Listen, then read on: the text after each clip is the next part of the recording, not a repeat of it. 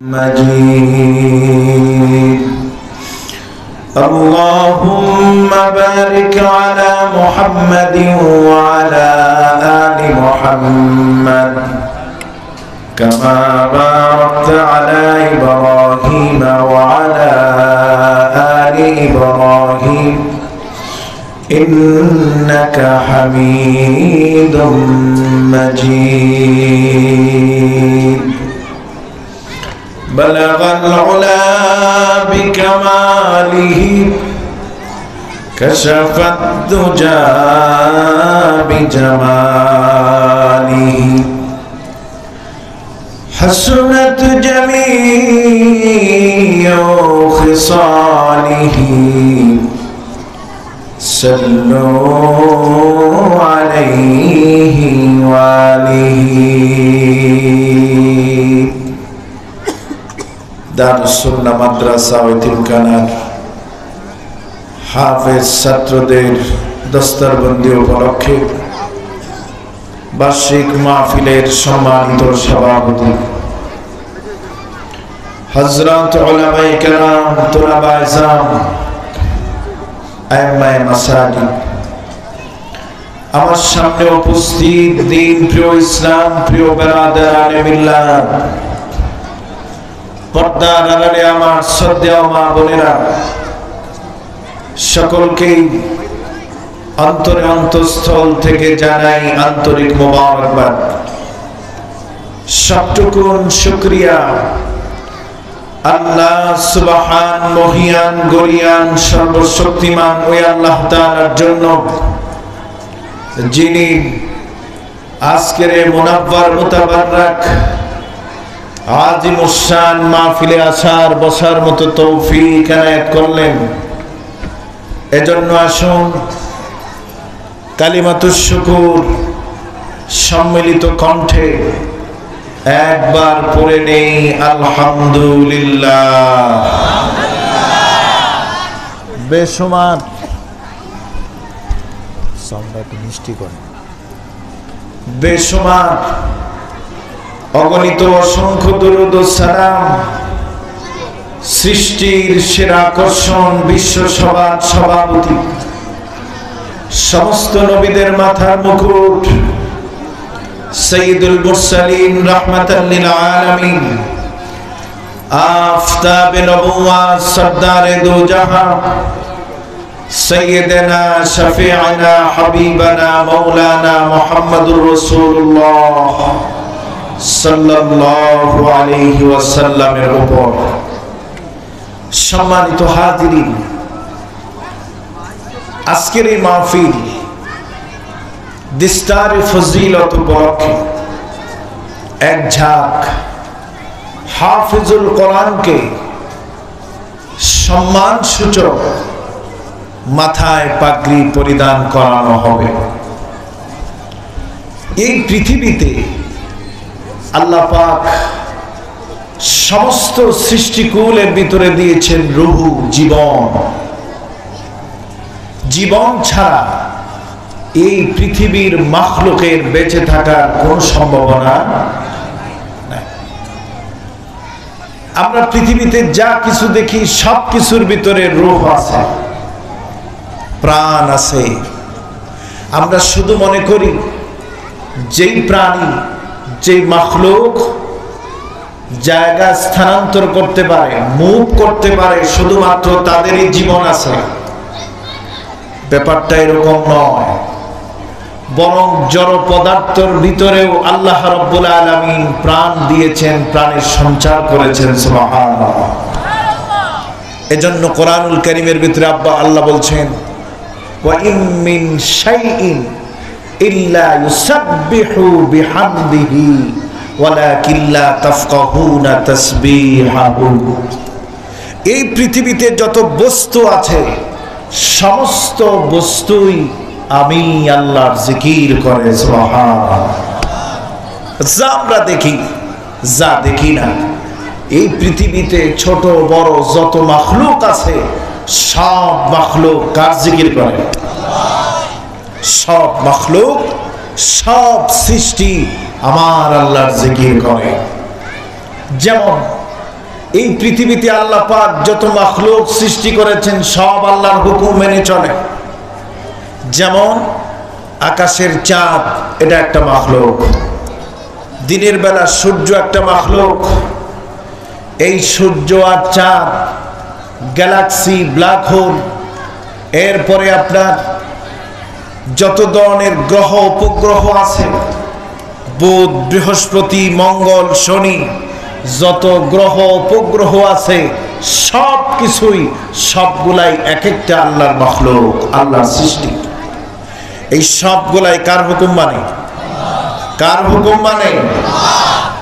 এই জন্য সূর্য আল্লাহ পাক দিনের বেলা আমাদের মাথার উপরে ঝুলিয়ে দিয়েছেন বিনা বেতনে, বিনা ভাড়ায়। মাসিক কোনো বিল আমাদের জন্য দিতে হয় না। অটোমেটিক আল্লাহ পাক সূর্যের আলো দিয়া দিনভর মানুষ যেন ক্ষেত খামার, অফিস আদালতে সব জায়গায় যেন মানুষ কাজ করতে পারে। এই জন্য আল্লাহ রাব্বুল আলামিন জমিন থেকে 9,30,00,000 মাইল দূরে বিনা বিলে একটা সূর্য লাইট আল্লাহ পাক মাথার উপরে ঝুলিয়ে দিয়েছেন। সুবহানাল্লাহ। রাতের বেলা মানুষ যেন আরামে ঘুমাতে পারে। সারাদিন পরিশ্রম করে ক্লান্ত শান্ত হয়ে আল্লাহর প্রিয় মাখলুক, আশরাফুল মাখলুকাত যেন ঘুমাতে পারে। এজন্য আল্লাহ রাব্বুল আলামিন রাতের বেলা মিষ্টি আলো দিলেন, ডিম লাইটের মতো একটা চাঁদ, মুনলাইট, একটা চাঁদ আল্লাহ পাক রাতের বেলা আমাদের জন্য ঝুলিয়ে দিলেন। এমন আলো যেই আলোতে চোখে লাগবে না, গায়ে লাগবে না, গরম হবে না, পরিবেশ গরম হবে না, দূষিত হবে না, এমন মিষ্টি আলো আল্লাহ পাক রাতের বেলা দিয়ে দিলেন, যাতে করে আল্লাহর মাখলুক, আল্লাহর সৃষ্টি আশরাফুল মাখলুকাত বনি আদম সন্তান রাতের বেলা আরামে ঘুম পাড়তে পারে, ঘুমোতে পারে। যেন এই ঘুমের মাধ্যমে ক্লান্তি উঠিয়ে দিনের বেলা আবার নব উদ্যমে শক্তি নিয়ে আবার যেন আমার বান্দা বান্দিরা দিনের বেলা আমার হুকুম, অফিসের হুকুম, রাষ্ট্রের হুকুম সব কিছুই যেন সুন্দর করে পালন করতে পারে।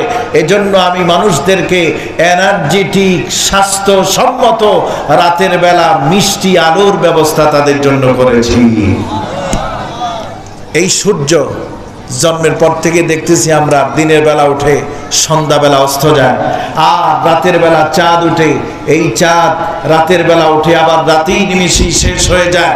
কোনো একদিন কি এমন কোনো ঘটনা ঘটছে যে আজকে সূর্যটা একটু দেরি করে উঠছে, যে আজকে জাম লেগে গেছে, ট্রাফিক জাম শুরু হয়ে গেছে? এজন্য সূর্য, দেশের ভিতরে বিশৃঙ্খলা বেশি, হট্টগোল, মিটিং মিছিল, অবরোধ বেশি, এই জন্য পশ্চিম দিকে সূর্যটার যেতে একটু সময় বেশি লাগছে। এরকম কোনো ঘটনা কোনোদিন ঘটছে? ঘটে নাই। চাঁদের বেলাও ঠিক। এই চাঁদ আর সূর্য তো আমরা একটা দৃষ্টান্ত দিলাম। আল্লাহ পাক কোরআনুল কারীমের ভিতরে বলছেন, وَمَا خَلَقْتُ الْجِنَّ وَالْإِنسَ إِلَّا لِيَعْبُدُونِ। আল্লাহ রাব্বুল আলামিন বলেন, মানুষ আর জিন জাতিরে আমি আল্লাহ গোলাম বানালাম, আমার গোলামি করার জন্য। জিন আর মানুষকে আমি আল্লাহ সৃষ্টি করলাম, বানালাম। এই দুনিয়াতে যত মাখলুক আছে, এই দুনিয়াতে যত সৃষ্টি আছে, মানুষ আর জিন ছাড়া ডাঙায়, পানিতে, পাহাড়ে, পর্বতে, জঙ্গলে যত সৃষ্টি জীব আছে, সমস্ত সৃষ্টি জীব, সমস্ত মাখলুককে আমি আল্লাহ তাআলা মানুষের জন্য খাদেম বানায় দিছি। আল্লাহ যেন এই কথাই বলতে চান, ও আমার বান্দা বান্দিরা, তোমরা যদি আমার জন্য হয়ে যাও, আমার গোলামি যদি করো, আমার হুকুম যদি মানো, এই পৃথিবীর সব কিছু তোমাদের জন্য খাদেম হয়ে যাবে। সুবহানাল্লাহ। আপনার আমার যখন ঘুম চলে আসে, যখন ঘুমায় যাই, আল্লাহ পাক নূরের তৈরি ফেরেশতার মাধ্যমে ঘুমের মাধ্যমে আমাদেরকে পাহারা দেয়। সুবহানাল্লাহ। রাতের বেলা দিনের বেলা যখন ঘুম আমরা পাই, ঘুমের সাগরে যখন হাবুডুবু খেতে থাকি, তখন আমাদের নাকের ছিদ্রগুলা বন্ধ থাকে কিনা বলেন? বন্ধ থাকে। কানের ছিদ্রগুলা বন্ধ থাকেনি বলেন? কানের ছিদ্র নাকের ছিদ্র বন্ধ থাকে না, কিন্তু আল্লাহর বান্দা বান্দিরা ঘুমায় যাবে, আর সেই ঘুমন্ত বান্দা বান্দিদের নাক দিয়া কান দিয়া যেন কোনো পিপিলিকা মশা মাছি বিষাক্ত কোনো প্রাণী যেন ঢুকতে না পারে। আল্লাহ রাসূল বলেছেন এই ঘুমন্ত ব্যক্তির নাক আর মুখ শরীরটাকে পাহারা দেওয়ার জন্য আল্লাহ রাব্বুল আলামিন দুইজন ফেরেশতা পাহারাদার বানায় দেয়। আল্লাহ পাক চাঁদ দিলেন, সূর্য দিলেন, মাছ খাওয়ার জন্য পুকুর দিলেন, নদী দিলেন, সমুদ্র দিলেন, দুধ খাওয়ার জন্য গাভী দিলেন, দেশি গাভী, অস্ট্রেলিয়ান গাভী, সিন্ধু গাভী, সুন্দর সুন্দর গাভী দিলেন, গোশত খাওয়ার জন্য বড় বড় ষাঁড় গরু দিলেন, মহিষ দিলেন, ভেড়া দিলেন, বকরি দিলেন, হরিণের গোশত খাওয়ার জন্য আল্লাহ পাক সুন্দরবনকে হরিণের জন্য আবার কবি বানালেন। পদ্মার ইলিশ খাবেন, ওই ইলিশ মাছের জন্য আল্লাহ পাক পদ্মা নদী, মেঘনা নদী, যমুনা নদী বানায় দিলেন। সুবহানাল্লাহ। ও বান্দা, দুনিয়ার যা কিছু আছে সব কিছু তুমি ভোগ করো, আর বিনিময়ে তুমি আমার আল্লাহর গোলামি করো। সম্মানিত ভাইরা আমার, দেখুন আল্লাহ যাদের ইবাদত করার জন্য বলে নাই, যাদের জান্নাত নাই, জাহান্নাম নাই, পরকাল, হাসর, মিজান, ফুলসিরাত কিচ্ছু নাই, তারা আল্লাহর হুকুম সঠিকভাবে পালন করতেছে। সূর্য দিনের বেলা আলো দিচ্ছে, রাতে চাঁদ আলো দিচ্ছে, গরু ছাগল ভেড়া বকরি পাহাড় পর্বত মৎস্যরাজি সব কিছুই আল্লাহর হুকুম পালন করতেছে। কিন্তু আল্লাহ রাব্বুল আলামিন আশরাফুল মাখলুকাত, সৃষ্টির সেরা জীব বানিয়েছেন মানুষকে, সেই মানুষে আমি আল্লাহর গোলামি করে না। ঠিক কিনা? জোরে কর। আল্লাহর গোলামি করে না। যাদের কোনো হিসাব নাই, কিতাব নাই, যাদের দুজক, জান্নাত, জাহান্নাম কিচ্ছু নাই, ওই সমস্ত মাখলুক গুলো আল্লাহর হুকুম পালন করতেছে। কিন্তু যেই মানুষকে আল্লাহ পাক সৃষ্টি করলেন গোলাম বানিয়ে, যার জন্য, যাদের জন্য আল্লাহ পাক লক্ষ লক্ষ হাজার হাজার নিয়ামত বানালেন, সেই বনি আদমি আল্লাহর হুকুম পালন করে না, আল্লাহর গোলামি করে না, আল্লাহর নাফরমানি করে। কিন্তু আল্লাহ রাব্বুল আলামিন বলে দিয়েছেন এই নাফরমানি করতে করতে এক সময় অবস্থা এমন হবে যখন পৃথিবী, সমস্ত পৃথিবীতে পাপাচার অন্ধকারে ভরে যাবে, আল্লাহর নাফরমানি শুরু হয়ে যাবে, আর রূহ নামক কোরআন যখন দুনিয়াতে উঠে যাবে তখন দুনিয়া কিয়ামত হয়ে যাবে। নাউজুবিল্লাহ। দুনিয়া কি হয়ে যাবে? কিয়ামত হয়ে যাবে। আর এই পৃথিবীর জন্য কোরআন হলো রূহ। এই কোরআন কি? এই পৃথিবীর জন্য কোরআন হলো রূহ। যেমন রূহ যদি না থাকে, মানুষের ভিতরে যদি প্রাণ না থাকে, রূহ না থাকে, এই মানুষের হাত কাজ করে না, পা কাজ করে না, মগজ কাজ করে না, জবান কাজ করে না, অঙ্গ প্রত্যঙ্গ কিছুই কাজ করে না। যতক্ষণ পর্যন্ত রূহ মানুষের শরীরের ভিতরে, বডির ভিতরে থাকে, ততক্ষণ পর্যন্ত মানুষের সমস্ত বডি কাজ করে, অঙ্গ প্রত্যঙ্গ কাজ করে। ঠিক তদ্রূপ এই দুনিয়াতে যতক্ষণ পর্যন্ত আল্লাহর এই 30 পারা কোরআন থাকবে, ততদিন পর্যন্ত সূর্য তার দিনের বেলা আলো দেবে, রাতের বেলা চাঁদ উদিত হবে, গাছপালা, তরুলতা, শাক সবজি, ফল মূল, উদ্ভিদ সব কিছুই সিজনালি আল্লাহ পাক সৃষ্টি করবেন। ততক্ষণ, যতক্ষণ পর্যন্ত আল্লাহর এই জমিনে কোরআন থাকবে, কোরআন থাকবে না সমস্ত কিছু বন্ধ হয়ে যাবে। যেমন নাকি মানুষের দিল থেকে ভিতর থেকে রূহ যখন বের হয়ে যায়, মানুষের শরীর যেমন নিস্তেজ হয়ে যায়, ঠিক তদ্রূপ কোরআন যখন দুনিয়া থেকে উঠে যাবে, হাফেজ, আলেম, মুফতি, মুহাদ্দিস, ইমানদার বান্দা বান্দিরা যখন দুনিয়া থেকে উঠে যাবে, তখন দুনিয়া কিয়ামত হয়ে যাবে। ঠিক কিনা জোরে বল। সম্মানিত হাজিরিন, এই কথাগুলা ভূমিকার মধ্যে বলার কারণ হলো, এই কোরআন হলো পৃথিবীর জন্য রূহ, এই পৃথিবীর জন্য প্রাণ। এই কোরআন ছাড়া পৃথিবী অচল। এই কোরআন যেখানে থাকবে সেখানে আল্লাহ পাক কোরআনকে জরিয়া করে, ওসিলা করে আল্লাহ পাকের খাস রহম বরকত নাজিল করে দিবেন। সুবহানাল্লাহ। কোরআনুল কারীমের ভিতরে আল্লাহ রাব্বুল আলামিন বলেন, ইন্না নাহনু নাযালনা যিকরা ওয়া ইন্না লাহু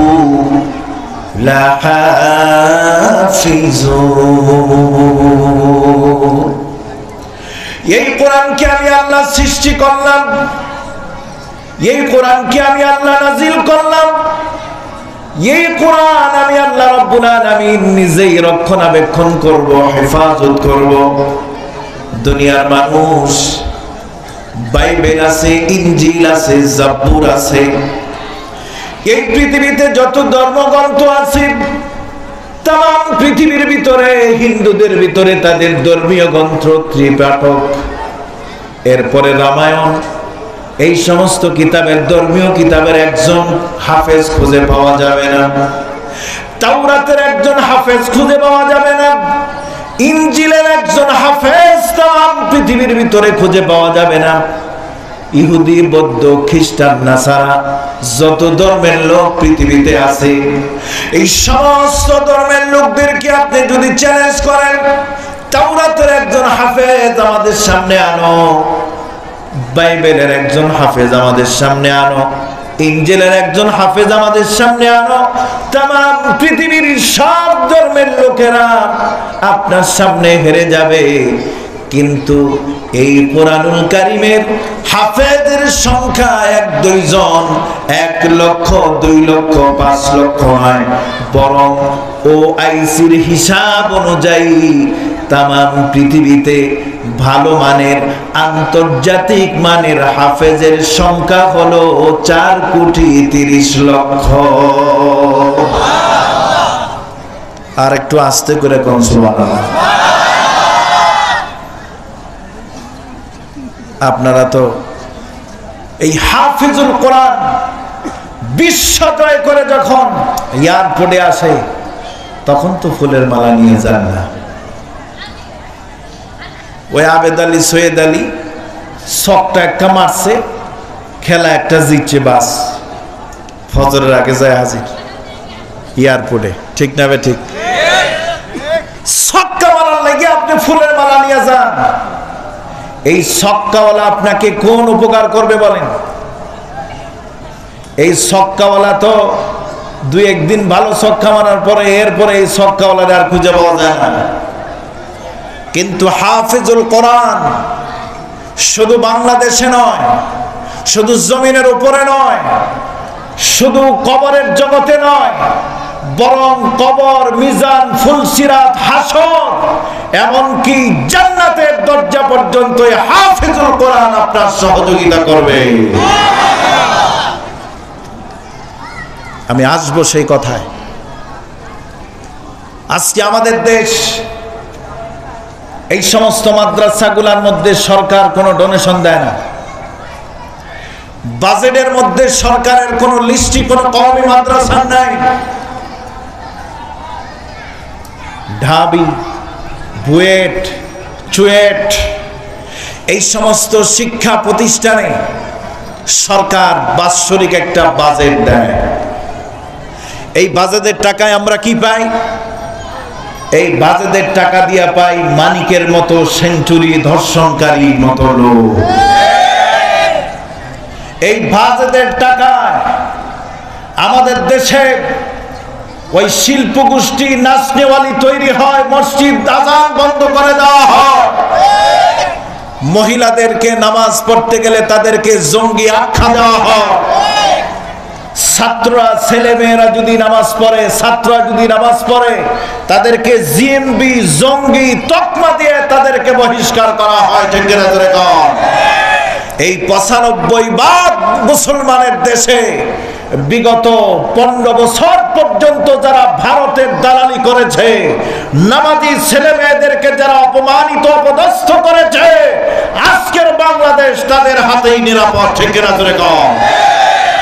আগামীতেও এই নামাজি ছেলেরা তরুণরা ঢাকা ইউনিভার্সিটি, মাদ্রাসা, বুয়েট, চুয়েট, চট্টগ্রাম, সিলেট সমস্ত শিক্ষা প্রতিষ্ঠানের এই সমস্ত ইমানদার নামাজি মুত্তাকি এই সমস্ত সুসন্তানরাই আমার দেশকে পরিচালনা করবে। এই দেশকে যদি তারা পরিচালনা করে, সত্যিকার অর্থেই এই বাংলাদেশ সোনার দেশ পরিণত হবে। আল্লাহ পাক এই দেশের মানুষের চোখের পানি, আলেমদের রক্ত, মজলুমের চোখের পানি আল্লাহর দরবারে কবুল হয়ে গিয়েছে। এজন্য আল্লাহ পাক ফেরাউনের প্রেতাত্মা স্বৈর শাসককে আল্লাহ পাক মাত্র 36 দিনের ঝাড়ু পিটায় আল্লাহ পাক এই জমিন থেকে চিরতরে উৎখাত করে দিয়েছে। এর দ্বারা শিক্ষা হলো, আগামীতেও যদি এরকম কোন স্বৈর শাসক গুন্ডা পান্ডার জন্ম এই দেশে হয়, 36 দিন লাগবে না, আমাদের ছাত্র জনতা, তরুণ, ইমানদার, দেশপ্রেমিক নাগরিকরা মিলে মাত্র 36 ঘন্টায় সাফ করে ফেলাবে ইনশাআল্লাহ। ঠিক কিনা জোরে কন। এই আন্দোলন সংগ্রাম শেষ হয় নাই। এই সাভারের মানুষ যথাযথ শাস্তির একটা দৃষ্টান্ত তারা উল্টো করে ঝুলিয়ে রাখার মাধ্যমে স্থাপন করেছিল। আপনাদেরকে স্যালুট, আপনাদেরকে ধন্যবাদ দেই। আপনাদের এই সমস্ত প্রতিরোধের কারণে আজকে সারা বাংলাদেশের দুর্নীতিবাজ, ঘুষখোর যারা লাঠিয়াল বাহিনীতে পরিণত হয়েছিল, তারা এখন পায়খানা করতে গেলেও ভয় পায়। ঠিক না জোরে কন। পায়খানা গেলেও ভয় পায়, কারণ 15 বছর পর্যন্ত মানুষের উপরে গুলি চালিয়েছে, ভাষা ছিল শুধু গুলি। তো আল্লাহ পাক তাদের কলিজার ভিতরে এমন ভয় ঢুকায় দিছে, বিভিন্ন জায়গায় যখন যায়, রাস্তায় যখন দেখা হয়, কয় হুজুর আমরা এত ভয় পাইছি, আগামী 50 বছরেও এই ভয় যাইতো না। আমি বলছি এই ভয় কবরে যাও, পরে যাইব, তোমার ভয় যাওয়ার দরকার নাই। কারণ এই বাহিনী তৈরি করার মতো যথেষ্ট পরিমাণের যুবক আমার এই বাংলাদেশে আছে না নাই? যারা ঘুষ খাবে না, অন্যায়ভাবে মানুষকে হত্যা করবে না, গুম করবে না, আয়না করে নিবে না, এরকম লাখো কোটি যুবক আজকে যারা রক্ত দিয়েছে, তারাই আগামী দিন এমন সুন্দর বিনির্মাণ শান্তির বাংলাদেশ গড়বে ইনশাআল্লাহ। সম্মানিত ভাইরা আমার, কোরআন সম্পর্কে বলতেছিলাম যে আজকের পৃথিবীতে আন্তর্জাতিক মানের হাফেজুল কোরআনের সংখ্যা হলো 4,30,00,000। আল্লাহ রাব্বুল আলামিন বলেন, তুমি যদি একটা হাফেজুল কোরআনের সিনাকে টুকরা টুকরা করে তুমি যদি কোরআনের একটা আয়াত আবিষ্কার করতে পারো, সমস্ত সিনাটাকে যদি তুমি কোটে টুকরা টুকরা করে খুঁজে বেড়াও কোরআনের একটা হরফ, সেই সিনার ভিতরে, বুকের ভিতরে খুঁজে পাবে না। কিন্তু আমি আল্লাহ তাআলা এই কোরআনটাকে, এমন কিছু বনি আদমকে, আমার বান্দা বান্দীদের কলবটাকে আমি আল্লাহ কোরআনের জন্য কবুল করেছি। দুনিয়ার সমস্ত কপিগুলাও যদি জ্বালিয়ে দেওয়া হয়, সমস্ত মসজিদ মাদ্রাসার কোরআনগুলাকে যদি পানিতে ফেলানো হয়, একটা কোরআনের কপিও যদি পৃথিবীতে না থাকে, এক মুহূর্তের জন্য আল্লাহর জমিনে কোরআন তেলাওয়াত বন্ধ করা হবে না। আল্লাহর কালাম, শুরু মাসুম বাচ্চারা এই হাফিজুল কোরআনরা বিসমিল্লাহ বলে যখন তেলাওয়াত শুরু করবে, আউযু বিল্লাহ বিসমিল্লাহ বলে সূরা ফাতিহা থেকে যখন তেলাওয়াত শুরু করবে, করতে করতে করতে করতে সূরা নাস পর্যন্ত তেলাওয়াত করে ফেলবে, এক বসার ভিতরে কোনো লোকমা লাগবে না। এই যে রমজান মাস আসতেছে, আল্লাহর কোরআনের কি মজা, আল্লাহর কোরআনের ভিতরে কি মধু। প্রতিদিন 20 রাকাতের ভিতরে হাফেজ সাহেবরা যখন তেলাওয়াত করে, পিছনে যারা শুনে তারা পড়তে পারে না, অর্থ বুঝে না, কিন্তু আল্লাহর বান্দারা নামাজের ভিতরে 1 থেকে 1.5 ঘন্টা, কোথাও কোথাও 2 ঘন্টা সময় পর্যন্ত নামাজে দাঁড়ায় থাকে, মশায় কামড়ায়, পা ফুলে যায়, পা ব্যথা করে, হাঁটুতে ব্যথা হয়ে যায়, কিন্তু আল্লাহর কোরআনের মজা মধু এত বেশি, ওই কোরআনের আকর্ষণে 1.5-2 ঘন্টা সময় চলে যায়, আল্লাহর বান্দাদের কোনো হুঁশ থাকে না। পৃথিবীতে এমন কোন কিতাব আছে, এমন কোন গান আছে, এমন কোন নাটক, সিনেমা, উপন্যাস আছে যেটা বারবার শুনলে পড়লে পরে মজা লাগে? পৃথিবীতে এমন কোন সিনারি, এমন কোন সিনেমা, এমন কোন নাটক, এমন কোন গান দেখাতে পারবেন না। কিন্তু আল্লাহর কালামের মজা এত বেশি, যত শুনবেন ততই দিল, মন, প্রাণ, কান সব শান্ত হয়ে যাবে, ঠিক কিনা? সম্মানিত ভাইরা আমার, আল্লাহ পাক এই কোরআনকে বানিয়েছেন নূর।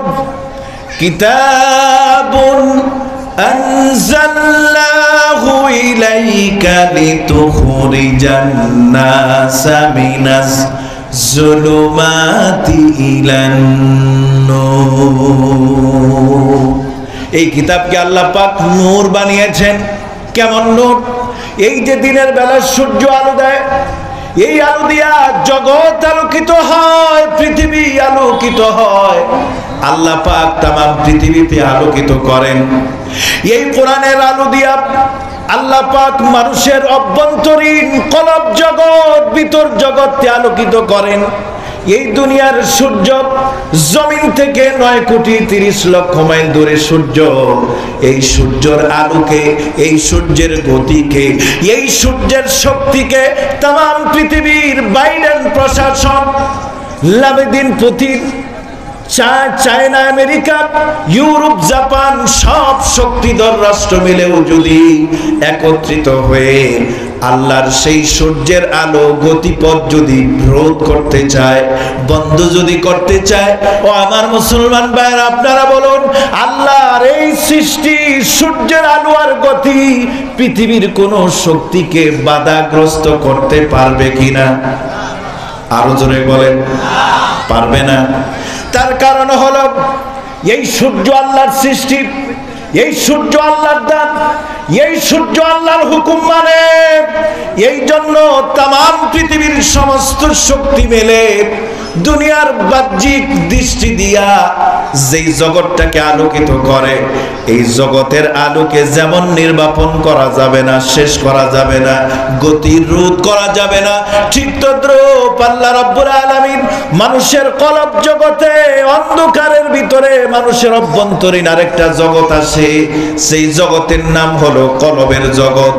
এই কলবের জগৎকে আলোকিত করার জন্য আল্লাহ রাব্বুল আলামিন তাম পৃথিবীর সমস্ত ধর্ম বর্ণ মানুষের জন্য একটা আলোকবর্তিকা পাঠিয়েছেন, যেই আলোকবর্তিকার নাম হলো কোরআনুল কারীম। দুনিয়ার সূর্যকে যেমন কোন শক্তি নির্বাপন করতে পারবে না, ঠিক তদ্রূপ মানুষের অন্তর থেকেও আল্লাহর কোরআনকে কোন অবস্থাতেই নির্বাপন করতে পারবে না। সুবহানাল্লাহ। এই কোরআনের মাধ্যমে আল্লাহ রাব্বুল আলামিন সমস্ত নবীদের নবী, কুল কায়নাতের নবী, নবী মুহাম্মদুর রাসূলুল্লাহ সাল্লাল্লাহু আলাইহি ওয়াসাল্লামকে শ্রেষ্ঠত্বের মুকুট পরিয়েছেন।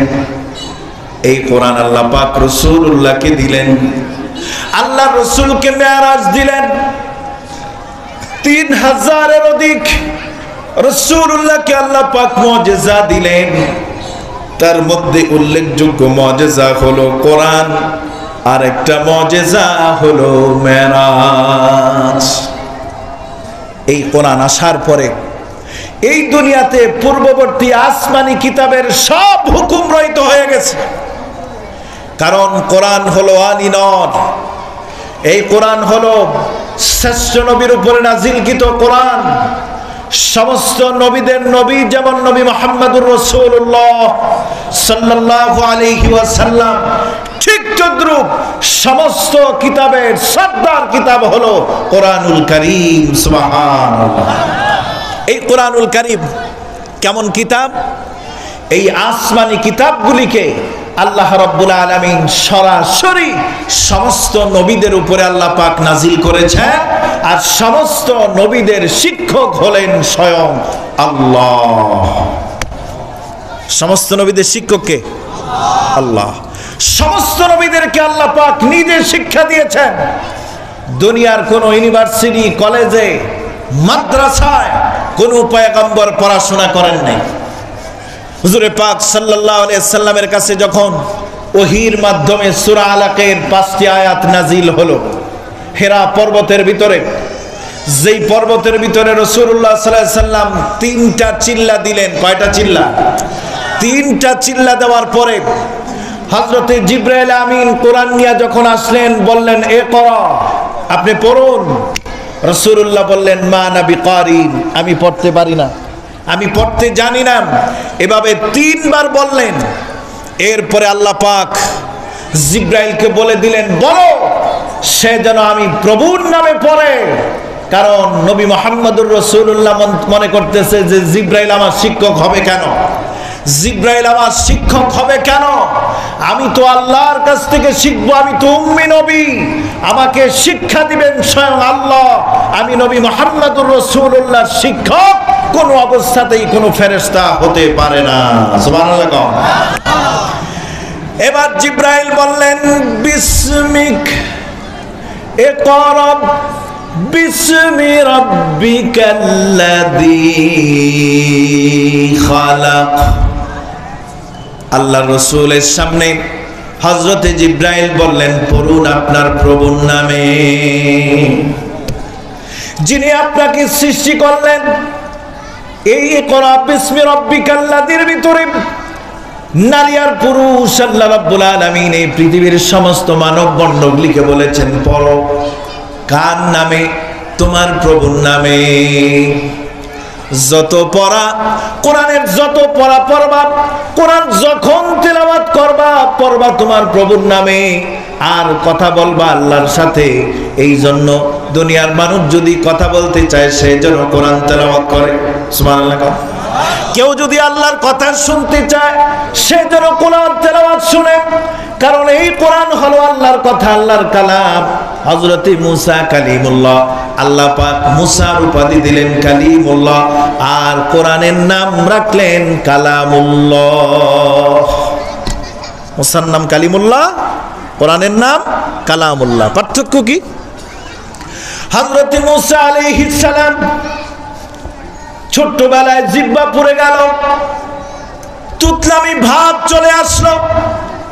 এই জন্য দুনিয়ার কোন মানুষ মুসা পয়গম্বরের সাথে দিল খুলে দীর্ঘ সময় কথা বলে না। মুসার মনে কষ্ট। আল্লাহ রাব্বুল আলামিন বললেন মুসা রে, দুনিয়ার সব মানুষ তোমার সাথে যদি কথা বলা বন্ধ করে দেয়, দুনিয়ার মানুষ যদি তোমার সাথে কথা বলে মজা না পায়, আমি তোমার জন্য একটা পাহাড় বানালাম, যেই পাহাড়ের নাম হলো তুর পাহাড়। এই তুর পাহাড়ের ভিতরে যখন তুমি আসবা, এই তুর পাহাড়ের ভিতরে যখন তুমি দাঁড়ায় কথা বলবা, ও মুসা যত খুশি তুমি আমার সাথে কথা বলবা। ও মুসা দুনিয়ার কারো কাছে ভালো না লাগো, আমি আল্লাহর কাছে তোমার মুসার কথা খুব ভালো লাগে, আমি মন দিয়ে শুনবো। হযরত মুসা আলাইহিস সালাম আল্লাহর সাথে কথা বলেন তুর পাহাড়ের ভিতরে। আল্লাহ পাক একদিন মুসা পয়গম্বরকে জিজ্ঞাসা করলেন, মুসা রে, আমি তো তোমার উপাধি দিলাম মুসা কালিমুল্লাহ, ওয়া কাল্লামাল্লাহু মূসা তাকলিমা। কোরআনে আল্লাহ পাক বলে দিয়েছেন আল্লাহর সাথে আমার সাথে কথোপকথনকারী মূসা আমার সাথে কথা বলে। পয়গম্বর মূসাকে আমি আল্লাহ একমাত্র এই মর্যাদা দিয়েছি, জমিন থেকে আরশে আজিম পর্যন্ত সরাসরি আমি মূসা ছাড়া আর কোনো পয়গম্বরের সাথে কথা বলি না, একমাত্র মূসার সাথে কথা বলেছি। কিন্তু দেখেন মূসার সাথে আল্লাহ রাব্বুল আলামিন জমিন থেকে, তুর পাহাড় থেকে, আরশে আজিম থেকে আল্লাহ কথা বলেছেন। কিন্তু আমার নবী, আপনার নবী, নবীদের নবী, কুল কায়নাতের নবী মুহাম্মদুর রাসূলুল্লাহ সাল্লাল্লাহু আলাইহি ওয়াসাল্লামের সাথে কথা বলেছেন জমিন থেকে, আর আরশে আজিম থেকে নয়। বরং গেল যে মাস রজব মাসের 27 তারিখে আল্লাহ রাব্বুল আলামিন আমাদের পেয়ারা নবী মুহাম্মদুর রাসূলুল্লাহকে দুলুক বলিক ছাড়িয়ে সিদরাতুল মুনতাহার উপরে আরশে আজিমের মেহমান বানিয়ে আল্লাহ পাকের সামনে বসিয়ে আল্লাহ এবং তার রাসূল সাইয়্যিদানা মুহাম্মদুর রাসূলুল্লাহ সাল্লাল্লাহু আলাইহি সাল্লাম সামনা সামনি কথা বলেছেন। মর্যাদা কার বাড়ল? মর্যাদা কার বেশি? আমাদের নবী। মর্যাদা কার বেশি? আমাদের নবী। এই দূর থেকে কথা বলে মুসা আলাইহিস সালাম তুর পাহাড়ে, আল্লাহ আরশে আজিমে। তা একদিন মুসা আলাইহিস সালাম বায়না ধরল, আল্লাহ অডিও কলে কথা বলতে বলতে আর ভালো লাগে না, ভিডিওতে আসে। ভিডিও কল আসেনি আপনাদের? এখন তো সব ভিডিও কলের জামানা চলছে। কয়েকদিন অ্যাফেয়ার হলো, সম্পর্ক হলো, তারপরে কয় আগে দেখি আসো, লাইভে আসো। কিতে আসো? লাইভে আসো, আগে দেখি শুনি বুঝি, তারপরে রিলেশন রাখবো কি রাখবো না বুঝবো পরে। যদি ভিডিও কলে না আসে লাইন কাটা, ব্ল্যাক লিস্ট। তো মুসা আলাইহিস সালাম আল্লাহর পাগল, আল্লাহর দেওয়ানা। মুসা আলাইহিস সালাম বলেন, আল্লাহ দীর্ঘদিন শুধু আপনারা না দেখি কথা বলি, এবার আপনি একটু দেখা দেন, আপনাকে দেখব। আমার বানানো কথা না কোরআনের কথা? কোরআনে হাকিমের ভিতরে আল্লাহ রাব্বুল আলামিন এই কথা বলেছেন, রব্বি আরিনি উনজুর ইলাইক। আয় আল্লাহ তাআলা, আমি আপনারে দেখব, আমি আপনারে দেখতে চাই। আল্লাহ পাক বললেন, লান তারানি, কখনো সম্ভব না, তুমি পারবা না মুসা আমারে দেখার মতো শক্তি সামর্থ্য তোমার নাই। কিন্তু মুসা পয়গম্বর, জাদ্রেল একজন পয়গম্বর, নাসুর বান্দা। মুসা আলাইহিস সালাম বায়না ধরে বললেন, আল্লাহ দেখবই। আল্লাহ পাক বললেন, ওয়ালাকিন ইনজুর ইলাল জাবাল ফাইন ইসতাকাররা মাকানাহু ফাসাউফা তারানি। ফালাম্মা তাজাল্লা রাব্বুহু লিল জাবালি জাআলাহু দাক্কান ওয়া খাররা মূসা সাইকা। আল্লাহ পাক মুসা পয়গম্বরে ডাক দিয়ে বললেন, মুসা, এই যে পাহাড় পর্বতটা তুমি দেখতে পাও, এই পাহাড়টার দিকে নজর করো, তাকাও। এই পাহাড়টা যদি ঠিক থাকে, স্থির থাকে, আর তোমার নজর যদি ঠিক থাকে, তাহলে পরে তুমি আমাকে দেখতে পাইবা, আল্লাহকে দেখতে তুমি পাইবা। তাফসীরে মাযহারের ভিতরে আল্লামা সানাউল্লাহ পানিবাতি রাহমাতুল্লাহি আলাইহি বলেন, আল্লাহ পাকের নূর ৭০,০০০ পর্দা দিয়া পরিবেষ্টিত অবস্থায় আছে। কত হাজার পর্দা? ৭০,০০০ পর্দার ভিতরে আমার আল্লাহর নূর আছে। আল্লাহ রাব্বুল আলামিন একটা পর্দা পরায় দিয়া, একটা পর্দা সরায় দিয়া, আল্লাহ রাব্বুল আলামিন সেই নূর থেকে সুয়ের ছিদ্র পরিমাণ, ওই পরিমাণ নূর, ওই পরিমাণ আলো আল্লাহ রাব্বুল আলামিন সেই পাহাড়ের উপরে রাখলেন। সঙ্গে সঙ্গে আল্লাহর নূর সামান্য পরিমাণ পাহাড়ের উপরে পড়ার পরে ওই পাহাড়টা চূর্ণ বিচূর্ণ হয়ে গেল।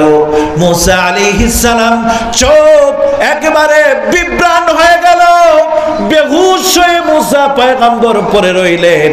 হুশ যখন ফিরল, গনে দেখা গেল ৪০ দিন পর্যন্ত মুসা পয়গম্বরের কোনো হুশ ছিল না। কতদিন? 40 দিন।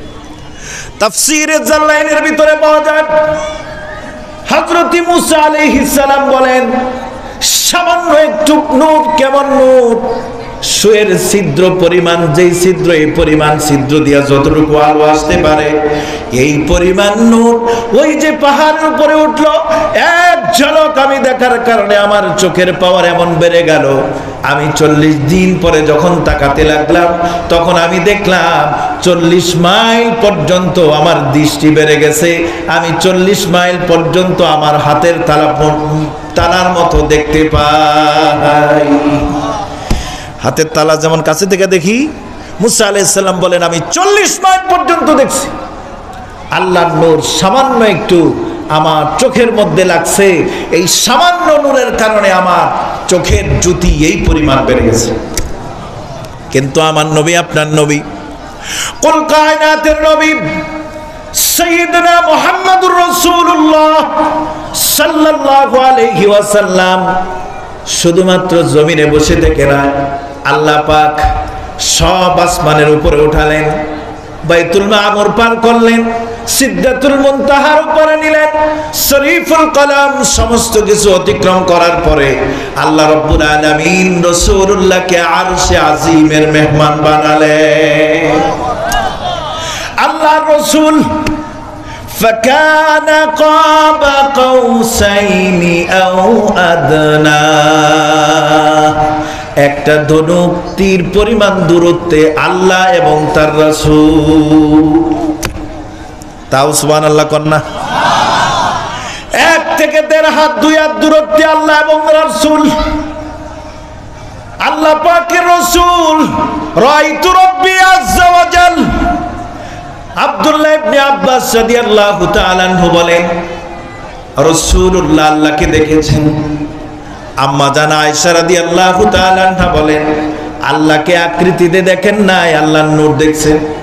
কিন্তু দেখছে এই কথা সত্য, সুবহানাল্লাহ কোন দেখছে এই কথা সত্য, কিন্তু আমার রাসূল কুল কায়নাতের নবী মুহাম্মদুর রাসূলুল্লাহ সাল্লাল্লাহু আলাইহি ওয়াসাল্লাম সামনাসামনি বসে আল্লাহর সাথে কথা বলেছেন। তিনি সেন্সলেস হন নাই, চোখের দৃষ্টিও নষ্ট হয় নাই, বরং পৃথিবী থেকে যেমন গিয়েছিলেন তেমনই আছেন। ফাআওহা ইলা আবদিহি মা আওহা, আল্লাহ পাক যা কিছু বলার ছিল, ওহী নাযিল করার কথা ছিল, সব কিছুই নবী মুহাম্মদুর রাসূলুল্লাহকে আল্লাহ পাক সরাসরি বলছেন। তাহলে মুসা আলাইহিস সালাম জমিন থেকে আল্লাহর সাথে কথা বলেছেন, এরপরে সামান্য নূর দেখার কারণে মাথা বেহুশ হয়ে পড়ে গেছেন, সেন্সলেস হয়ে গেছেন। কিন্তু আমার নবীর মর্যাদা বেশি, এই জন্য আল্লাহ পাক রাসূলুল্লাহকে জমিন থেকে আরশে আজিমের মেহমান বানায়া সরাসরি কথা বললেন। কিন্তু রাসূলুল্লাহর চোখ, শরীর, দেহ, মন কোনো কিছুতেই কোনো সমস্যা হয় নাই। যেমন গিয়েছিলেন সুস্থ মানুষ, তেমনি ভাবে আবার সেই পথ দিয়া আবার বাইতুল মুকাদ্দাসে উম্মে হানির ঘরে এসে শুয়ে পড়লেন। সুবহানাল্লাহ।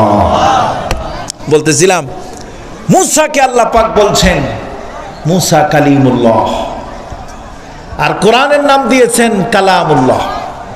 কালামুল্লাহ শরীফ থেকে এখন তেলাওয়াত করবেন। কালামুল্লাহ শরীফটা আনো, কোরআনের নাম আছে না কালামুল্লাহ শরীফ, আছে কিনা বলেন? তাহলে কালামুল্লাহ আর কালিমুল্লাহর মধ্যে পার্থক্য কি?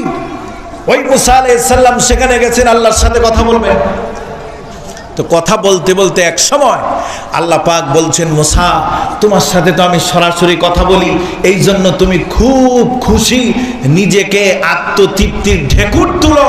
কিন্তু তোমার কি মনে হয় তোমার এই মর্যাদা অন্য কোন নবী অথবা উম্মতদেরকে আমি দিব? মুসা আলাইহিস সালাম কয়, আল্লাহ এই মর্যাদা মনে হয় আর কাউকে দিবেন না আপনি। আল্লাহ রাব্বুল আলামিন বলেন, মুসা রে তোমার ধারণা ভুল, আমি এই কোরআনুল কারীম শেষ জামানায় একটা কিতাব নাজিল করব, আখিরি নবী মুহাম্মদুর রাসূলুল্লাহর উপরে। তার উম্মতের মর্যাদা হবে সমস্ত নবীর উম্মতের উপরে বেশি। সব নবীর উপরে আমার নবী মুহাম্মদের মর্যাদা যেমন বেশি, ওই নবীর কারণে, ওই নবীর উপরে নাজিলকৃত কোরআনের কারণে ওই উম্মতের মর্যাদাও আমি আল্লাহ বেশি দিয়ে দিব। রাসূলুল্লাহ বলেছেন, আমার উম্মতেরা অর্থাৎ আমরা যতক্ষণ পর্যন্ত জান্নাতের ভিতরে দাখিল না হব, জান্নাতের ভিতরে প্রবেশ না করব, ততক্ষণ পর্যন্ত আদম থেকে ঈসা রূহুল্লাহ পর্যন্ত কোন পয়গম্বরের উম্মতেরাই জান্নাতে প্রবেশ করতে পারবে না। নেতা আমাদের, সর্দার আমাদের, ওই হাসরের ময়দানে দাপড়ো, জোরে বলেন না, আমাদের। কারণ সবচেয়ে বড় নেতা যিনি, তার সামসাদের মর্যাদাও বেশি, দাম বেশি। প্রধানমন্ত্রীর ড্রাইভার ঠেলায় থাকা যায়, প্রধানমন্ত্রীর পিএস, প্রধানমন্ত্রীর বাবরচি, প্রধানমন্ত্রীর ঝাড়ুদার, কাজের লোক। নেত্রকোনা গেলাম ওয়াজ করতে, রাস্তায় এমন, এই রাস্তায় যদি 6 মাসের ডেলিভারির কোনো মহিলা গাড়িতে ওঠে, ডেলিভারি হয়ে যাবো 6 ঘন্টায়। এই হলো রাস্তার হালত। এই উপজাতি কি জানি খ্রিস্টান, নামটা ভুলে গেছি আমি। লোকদের জিজ্ঞাসা করলাম এমপি কারা, প্রধানমন্ত্রীর বাড়ির কাজের লোক। তো প্রধানমন্ত্রীর কাজের লোক যদি এমপি হয়, এই এমপি জীবনে সংসদে যায় আর 2 মিনিট কথা বলতে পারবে? এই ঝাড়ুদার, মুসিদার, গুন্ডা, পান্ডা, নর্তকী, নষ্টা, ভ্রষ্টাদেরকে সংসদে জায়গা করে দিয়েছিল। দেশে ভালো মানুষের অভাব, যত সব কুলাঙ্গার।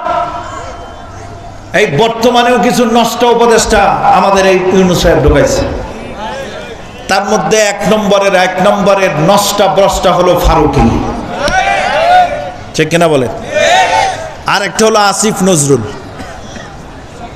এদের রাতের বেলার কার্যকলাপ যদি এই জাতি জানতো, জুতা পিটা করে দেশ থেকে তাড়ায় দিত। কি আফসোস! সংস্কার চাই। রক্ত দিল আমাদের ছেলেরা, তরুণরা রক্ত দিল, তাদের কেউ নাই। যে কয়জন তরুণ সেখানে গেছে, ইল্লা মাশাআল্লাহ, তারা বাজিমাত করে দিয়েছে। এই তরুণরা আজকে 2 জন পদত্যাগ করলো। বাংলাদেশে ক্ষমতায় বৈশা পদত্যাগ করছে।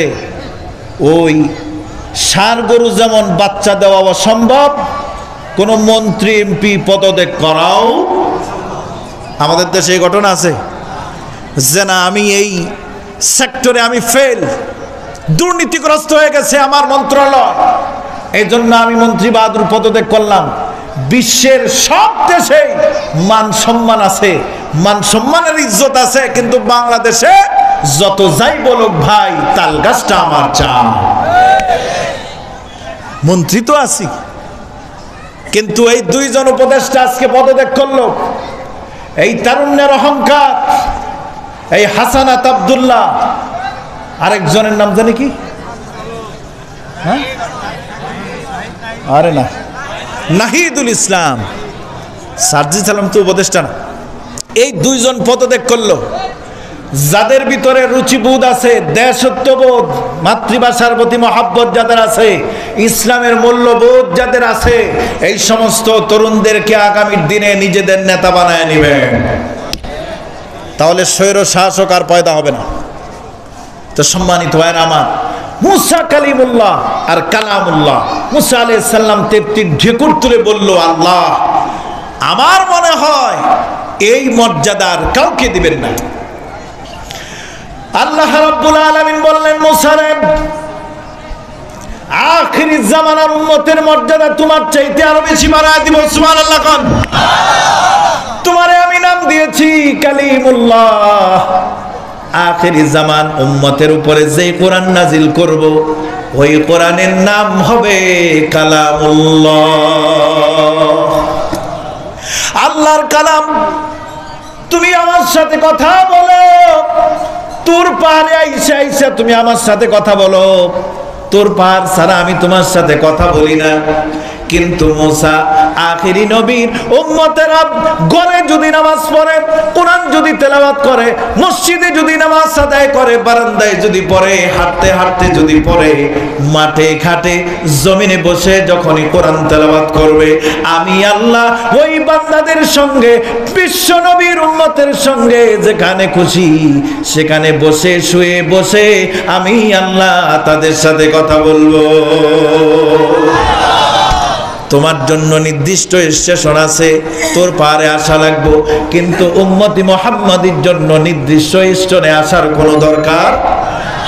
সম্মানিত ভাইরা আমার, এই কোরআনুল কারীমকে আল্লাহ পাক সমস্ত পয়গম্বরদেরকে, আসমানি কিতাবকে আল্লাহ রাব্বুল আলামিন সমস্ত পয়গম্বরদেরকে আল্লাহ পাক শিক্ষা দিয়েছেন।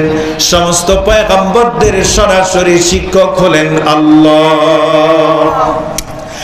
হুজুর সাল্লাল্লাহু আলাইহি ওয়াসাল্লাম সূরা আলাকের 5টি আয়াত তেলাওয়াত করে নিলেন। যখন তিনি বুঝলেন এটা আল্লাহ শিখাচ্ছেন, আল্লাহর কালাম, আল্লাহর নামে পড়ার জন্য আমাকে হুকুম দেওয়া হলো, সঙ্গে সঙ্গে আল্লাহ নবী বলে নিলেন, ইকরা বিসমি রাব্বিকাল্লাযী খালাক, খালাকাল ইনসানা মিন আলাক, ইকরা ওয়া রাব্বুকাল আকরামুল্লাযী আল্লামা বিল কলম। হযরত ঈসা রূহুল্লাহ ছোট্ট মানুষ, বয়স তার 5 বছর। হযরতে মারইয়াম আলাইহিস সালাম মক্তবের ভিতরে ভর্তি করে দিলেন। উস্তাদজির সামনে ছোট্ট ঈসা রূহুল্লাহ হাজির। উস্তাদজি বলতেছে, ঈসা ওযু করে আসো, তোমার আমি সবক দিব, পড়া শুরু করব। হযরত ঈসা রূহুল্লাহ বলেন, উস্তাদজি আমার ওযু আছে, আমাকে পড়াতে আরম্ভ করেন। উস্তাদজি বলতে লাগলো, ঈসা পড়ো আলিফ। হযরত ঈসা রূহুল্লাহ দাঁড়ায় গেলেন আর বললেন, উস্তাদজি এই আলিফ যে পড়বো, আলিফের অর্থ আগে আমাকে বলেন, আলিফের অর্থ বলেন। উস্তাদজি বলতে লাগলো, বাবারে আলিফ একটা বর্ণমালা, স্বরবর্ণের মতো, এই শব্দের কোনো, এই অক্ষরের কোনো অর্থ হয় না। ঈসা রূহুল্লাহ বললেন, উস্তাদজি আলিফের অর্থ আছে কিন্তু আপনি জানেন না, সেটা বলেন। কারণ অনেক ছাত্র আছে এমন, উস্তাদের নাইট টাইট দিয়ে দেয়, আছে না? আবার কিছু উস্তাদ আছে মেন্টাল, পাগল ছাগল, কি পড়ায় ও নিজেও বুঝে না। ওই যে ঘটনা শুনছেন না আপনারা, কয় আমি বাড়ির থেকে আসতে সময় লাগছে 3 ঘন্টা, রাস্তা ভাঙাচুরা ছিল, কত আমার বয়স কত, এ গল্প আপনারা জানেন। সব ছাত্রগুলা চুপ করে রইল। একটা ছাত্র ছিল একটু দুষ্ট, এদিকে তাকা, এদিকে তাকা। তো দুষ্ট ছাত্র চিন্তা করলো, এই পাগললে তো টাইট দেওয়া লাগে। কয় স্যার আপনার বয়স 60, অঙ্ক বুঝা। আমাদের বাড়ির পাশে হাসু পাগলা আছে, ওই হাসু পাগলা হইলো হাফ মেন্টাল, ওর বয়স 30। আর আপনার দিকে আমার মনে হয়েছে আপনি ফুল প্যাকেজ, ফুল পাগল, এই জন্য আপনার বয়স 60। আছে না এরকম কোনো মাস্টার? আছে। ঈসা রূহুল্লাহ বলতেছেন, আরে উস্তাদজি আলিফের অর্থ আছে তো। উস্তাদ বলল, বাবা তুমি পারো নাকি? কাহা পারি, কত বলো। কয় আমি যদি আলিফের অর্থ বলি তাহলে তো আমি আর ছাত্র থাকি না, আমি তো উস্তাদ হয়ে যাই। সুবহানাল্লাহ। তাহলে কি করতে হবে? আমি যদি আলিফের অর্থ বলি তাহলে আমাকে উস্তাদের চেয়ার দেন আর আমার টেবিলে ছাত্রর জায়গায় বসে যান। সুবহানাল্লাহ কইেন না। হযরত ঈসা রূহুল্লাহ উস্তাদের চেয়ারে বসলেন, কারণ তিনি পয়গম্বর। ছোটবেলা থেকেই সমস্ত পয়গম্বরদেরকে আল্লাহ পাক তীক্ষ্ণ বুদ্ধি দিয়ে থাকেন, জ্ঞান দিয়ে থাকেন। সুবহানাল্লাহ। উস্তাদজি কথার ফেরে পড়ে ছাত্র টেবিলে যায় বসলো, আর ঈসা রূহুল্লাহ চেয়ারে এসে বলতেছে, উস্তাদজি আলিফের অর্থ আছে, আপনি জানেন না, এই জন্য বলতে পারেন না, এই আলিফ দ্বারা তামাম পৃথিবীর সমস্ত জগতের সৃষ্টি যিনি করেছেন, খালেক যিনি, ওই আলিফ দিয়ে আমার আল্লাহর নাম আল্লাহ আলিফ দিয়া লেখে। এই আলিফ দিয়া সূরা ফাতিহা আল্লাহ পাক লিখলেন, এই আলিফ দিয়া বাকারা শুরু করলেন, এই আলিফ দিয়া আয়াতুল কুরসি আল্লাহ পাক শুরু করলেন। কোরআনুল কারীমের ভিতরে সবচাইতে যে আয়াতটার মর্যাদা বেশি, সেই আয়াতের নাম হলো আয়াতুল কুরসি। আল্লাহ পাক কোরআনুল হাকীমের ভিতরে সূরা ইখলাসের ভিতরে সংক্ষিপ্ত আকারে তার পরিচয় দিয়েছেন, আর একটু বিস্তারিত পরিচয় দিয়েছেন আয়াতুল কুরসির ভিতরে। আল্লাহু লা ইলাহা ইল্লা হুয়াল হাইয়ুল কাইয়্যুম লা তাখুযুহু সিনাতুন ওয়ালা নাওম। আল্লাহ তার শক্তি সামর্থ্যের কথা, ক্ষমতার কথা, সৃষ্টির কথা আল্লাহ পাক আয়াতুল কুরসির ভিতরে বলে দিয়েছেন। হযরত ঈসা রূহুল্লাহ উস্তাদের জবান বন্ধ করে দিলেন, আর ঈসা রূহুল্লাহ বলতেছেন, আমাকে আল্লাহ রাব্বুল আলামিন আতানিয়াল কিতাব ওয়া জাআলানি নাবিয়্যা, আল্লাহ পাক আমার একটা কিতাব দিয়েছেন, আমি কিতাবদারি একজন পয়গম্বর, আমি হলাম ঈসা রূহুল্লাহ। সমস্ত নবীদেরকে আল্লাহ পাক নিজে শিক্ষা দিয়েছেন, সব নবীদের শিক্ষক হলেন আল্লাহ। সুতরাং এই জন্য দুনিয়ার টিচার যারা আছে, শিক্ষক যারা আছে, তাদের পড়াশোনার ভিতরে, থিওরির ভিতরে, অঙ্কের ভিতরে, তাদের পড়াশোনার ভিতরে, লেখনির ভিতরে ভুল হতে পারে, তাদের বই বাদ হতে পারে, তাদের জ্ঞানের কথা এক সময় সঠিক হতে পারে, আরেক সময় বেঠিক হতে পারে, কিন্তু আমার আল্লাহর কথা, আমার আল্লাহর পয়গম্বরদের কথা সদা সর্বদা সর্বযুগে ফিট। পয়গম্বররা যা বলেছেন যথার্থই বলেছেন, কোন পয়গম্বরের কথা এই জমিনে আনফিট হয় না, বেঠিক হয় না, ঠিক কিনা জোরে কম। কারণ আল্লাহ রাব্বুল আলামিন এই পৃথিবীর স্রষ্টা, আল্লাহ যা জানেন এই পৃথিবীর আর কেউ জানে না। আমার আল্লাহর জ্ঞানের সামনে পৃথিবীর কোনো জ্ঞানী নাই। সমস্ত জ্ঞানকে একত্রিত করে পড়লেও আটলান্টিক মহাসমুদ্র পরিমাণ আল্লাহর জ্ঞান, সেই জ্ঞানের সামনে এক ফোঁটা পানি পরিমাণও জ্ঞানও তাম পৃথিবীর মানুষের হবে না। আল্লাহ পাক সামান্য পরিমাণ ইলম দিয়েছেন মানুষকে, ওয়ামা উতিতুমুল ইলমা ইল্লা কলিলা, সামান্যতম জ্ঞান আল্লাহ পাক মানুষকে দিয়েছেন। মানুষের ভিতরে সবচাইতে বড় জ্ঞানী হলো পয়গম্বররা। এই পয়গম্বরদেরকে আল্লাহ রাব্বুল আলামিন ওহীর জ্ঞানের মাধ্যমে তাদের জ্ঞান বাড়িয়ে দিয়েছেন, সমৃদ্ধ করেছেন, জাতি বিনির্মাণে তারা কাজ করেছে, মানুষকে অমানুষ থেকে মানুষ বানিয়েছে, জাহেল বর্বর মূর্খ থেকে এমন সোনার মানুষ পয়গম্বররা বানালেন, যাদেরকে দুনিয়াতে থাকা অবস্থায় আল্লাহ রাব্বুল আলামিন তাদেরকে বললেন রাদিয়াল্লাহু আনহুম ওয়া রাদু আন, সুবহানাল্লাহ। তাদের উপরে আল্লাহও খুশি, তারাও আল্লাহর উপরে খুশি। সম্মানিত ভাইরা আমার, আমি যে কথা বলতেছিলাম, এই পৃথিবীর জন্য রূহ হলো কোরআন, এই পৃথিবীর জন্য শ্রেষ্ঠ সন্তান হলো কোরআনের হাফেজ, এই পৃথিবীর জন্য তারা হলো বাঁচার অক্সিজেন। কোরআন থাকবে, কোরআনওয়ালা থাকবে, পৃথিবী বাঁচবে, তারপরে পৃথিবী আর থাকবে না, বাঁচবেও না।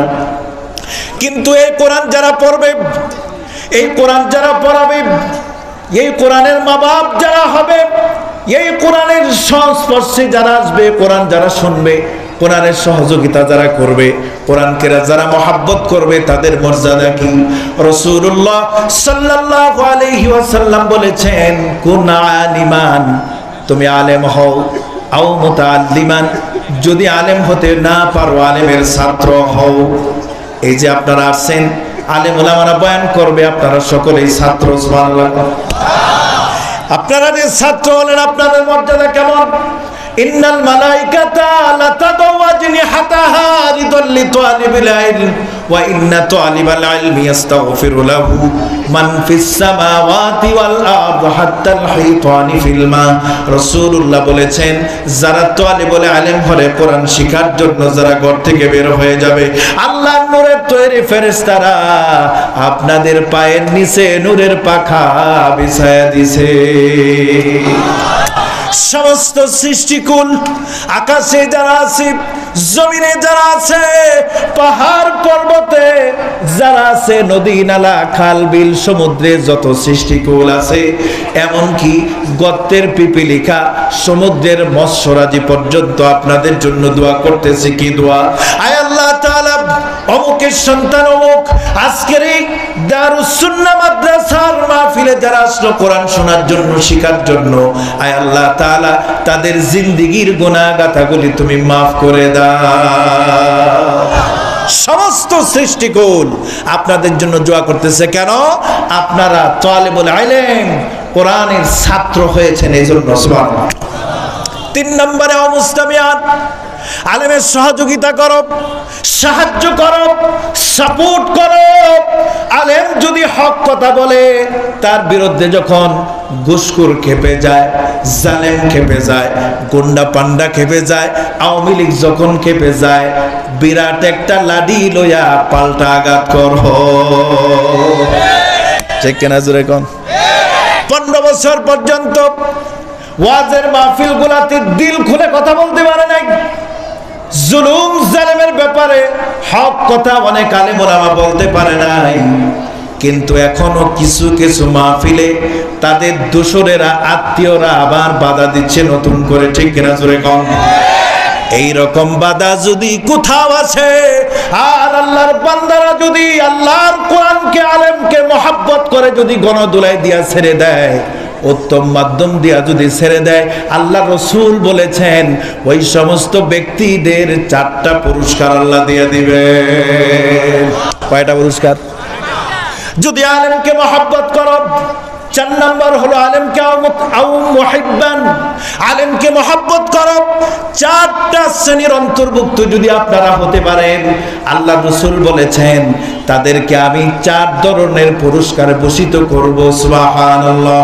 1 নম্বরে হলো যদি আলেম কেউ হয়, 2 নম্বরে হলো আলেমের ছাত্র যদি হয়, আও মুস্তামিআন, আলেমের সাহায্যকারী যদি কেউ হয়, আও মুহিব্বান, আলেমকে যদি মহব্বত করে। এই 4 শ্রেণীর অন্তর্ভুক্তর বাহিরে ওয়ালা তাকু খামিসান ফাতুলি, এই 4 শ্রেণীর বাহিরে যাওয়ার কোনো সুযোগ, যদি যান হালাক, বরবাদ, খাসিরাত দুনিয়া ওয়াল আখিরা। এবার আল্লাহ পাক বলতেছেন, আল্লাহ পাকের রাসূল সাল্লাল্লাহু আলাইহি ওয়াসাল্লাম বলতেছেন, এই 4 শ্রেণীর অন্তর্ভুক্ত যদি কোনো না কোনো ভাবে যদি তোমরা হতে পারো, 4টা পুরস্কার আল্লাহর পক্ষ থেকে তোমাদেরকে দেওয়া হবে। সুবহানাল্লাহ। এই 4টা পুরস্কারের কথা বলেই আমি আমার কথার ইতি টানবো ইনশাআল্লাহ। 1 নম্বরের পুরস্কার, এই 4টা পুরস্কার কত গুরুত্বপূর্ণ। আপনারা আপনাদের ছেলেদেরকে মাদ্রাসায় পড়ান, আত্মীয় স্বজনে বলে ফকির আলী পড়াতে দিছ, ভাত পাইব নি মিয়া, বলে কি বলে না? বিয়ার অনুষ্ঠানে গেলেন, ছেলের মাথায় টুপি, গায়ে পাঞ্জাবি, ম্যাক্সিমাম আত্মীয় স্বজন বলে আরে কি আল্লাহর রাস্তায় দিছ, ডাক্তার বানাও, ইঞ্জিনিয়ার বানাও, ঢাকা ইউনিভার্সিটিতে চান্স পাও, বলে কি বলে না? বলে কি এই ছেলের দিয়ে কি হবে? এই ছেলের দিয়া কি হবে যদি শুনেন, যারা এই কথা বলেন তাদের জবানে তালা লাগাই দিবেন আল্লাহ পাক। কারণ এই পৃথিবীতে বিশেষ করে আমাদের বাংলাদেশের অবস্থাটাই দেখেন না, অনেক রিকশাওয়ালা, আমি কাউকে খাটো করতেছি না, কর্ম নিয়ে কোনো খাতি নাই, হালাল রিজিক সবাই গ্রহণ করতে পারে। উঁচু নিচু, জাত বেজাত কার সৃষ্টি?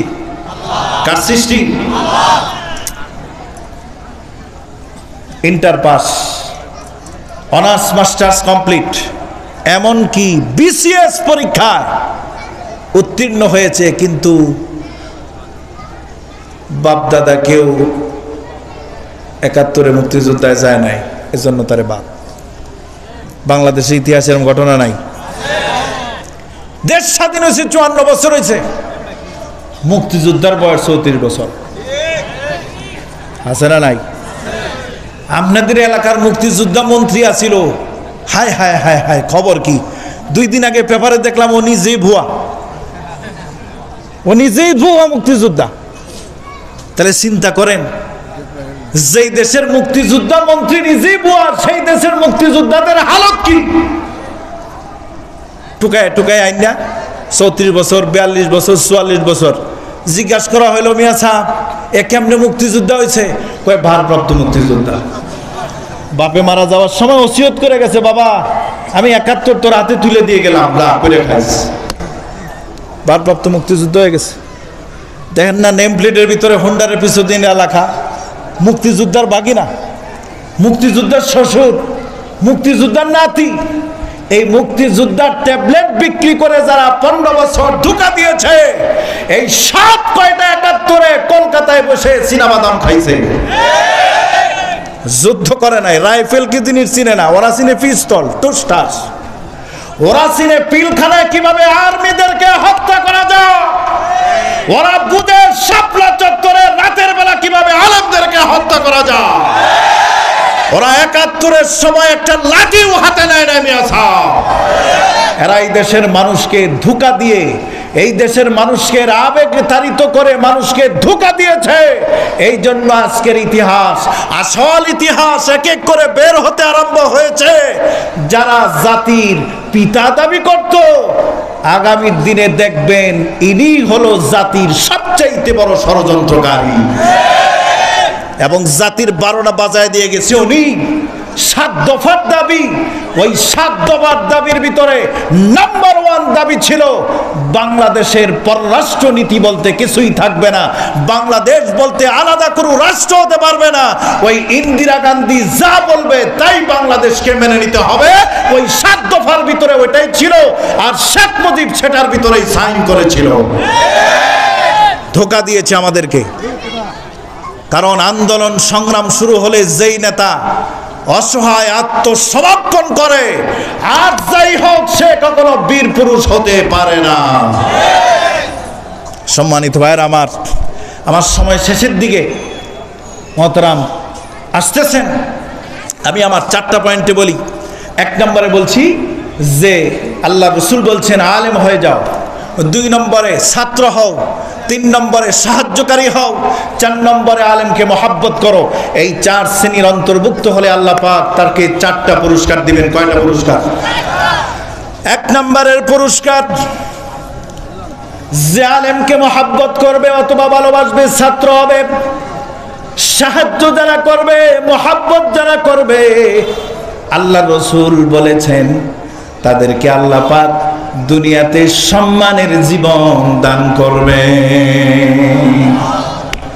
বলিল্লাহুম্মা মালিকাল মুলকি তুতিল মুলকা মান তাশা ওয়া তানজিউল মুলকা মিম্মান তাশা ওয়া তুইজ্জু মান তাশা ওয়া তুযিল্লু মান তাশা বিয়াদিকাল খায়র ইন্নাকা আলা কুল্লি শাইইন কাদির। সমস্ত ক্ষমতা কার? সম্মান দেওয়ার মালিককে, অসম্মান করার মালিককে। 15 বছর যাদেরকে তুমি জেলখানায় রাখলা, ট্যাবলেটও খাওয়াতে দিলা না, চিকিৎসা করতে দিলা না, কিন্তু আল্লাহ পাক ওই আপুসিন নেত্রীকে এমন ভাবে দেশ থেকে আল্লাহ পাক সম্মান দিয়া, ভিআইপি বিমান দিয়া আল্লাহ পাক তার চিকিৎসার জন্য বিদেশে পাঠালো। আর 15 বছর পর্যন্ত প্রধান বিচারপতির একটা চেয়ার যে কলঙ্কিত করলো কালামানিকা, ওই মানিকরে তুমি কলা পাতার ভিতরে শোয়া রাখলা। শুধু শোয়া রাখে নাই, মানিকের শরীরে কোনো কাপড় চোপড় ছিল না, কলা পাতার ভিতরে ছোঁয়া। এরপরে গ্রেফতার করে যখন তাকে কৌড়ে তোলা হলো, এমন মাইর দিল এই দেশের তৌহিদি জনতা, ছাত্র জনতা। এরপরে কি হইল? জুনজুনি 2টা ফাড়ায় লাইছে। এমন মাইট দিছে, জুনজুনি বুঝেননি, বিসি বুঝেননি, বিসি একেবারে বিসি ফাটায়া হসপিটালে ফাটায়া দিছে। কে করলো? আল্লাহ পাক সম্মানের মালিক। দুনিয়ার সব শক্তি মিলেও আপনার আমার সম্মান কেউ দিতে পারবে না যদি আল্লাহ না দেয়। আর আল্লাহ যদি সম্মান দেয়, পৃথিবীর কেউ সম্মানই করতে পারবে না, বিশ্বাস আছে তো? আল্লামা মামুনুল হক জেলখানায় গেল, খালেদ সাইফুল্লাহ আইয়ুবী জেলখানায় গেল, সাকাওয়াত হোসেন রাজি গেল, দেলওয়ার হোসেন সাইদি রহমাতুল্লাহি আলাইহি জেলে গেলেন। তার আজকে দুনিয়াতে নাই, যারা দুনিয়াতে আছে আল্লাহ পাক জিন্দা মুর্দা সব আলেম ওলামারে আল্লাহ আকাশচুম্বী মর্যাদা বাড়ায়া দিছে। 5 তারিখের বিকাল বেলা ডক্টর ইউনূস জামাতে ইসলামের সমস্ত আলেমদেরকে, কওমি অঙ্গনের আলেমদেরকে, হেফাজতের আলেমদেরকে ডেকে নিয়ে ভিআইপি মেহমান বানায়া বিএনপির কারা নির্বাচন বরণকারী সমস্ত নেতৃবৃন্দকে ডেকে, যারা 15 বছর পর্যন্ত ছিল নির্যাতিত নিষ্পেষিত, তাদেরকে ডেকে ভিআইপি মেহমান বানায়া আল্লাহ রাব্বুল আলামিন तमाम পৃথিবীর মানুষকে দেখায় দিয়েছে, যারা মজলুম হয়, যারা অত্যাচারিত হয়, আল্লাহ পাক তাদের সঙ্গে থাকেন, আল্লাহ তাদেরকে ভুলে যান না। এই জন্য আল্লাহ রাব্বুল আলামিন সব মজলুমকে একত্রিত করে বাংলাদেশের আকাশের চাঁদের মতো আল্লাহ তাদেরকে উজ্জ্বল করে দিয়েছে। কিন্তু মানিক চোরা, এরপরে গম কামরুল, আমির হোসেন আমু, এরপরে দরবেশ,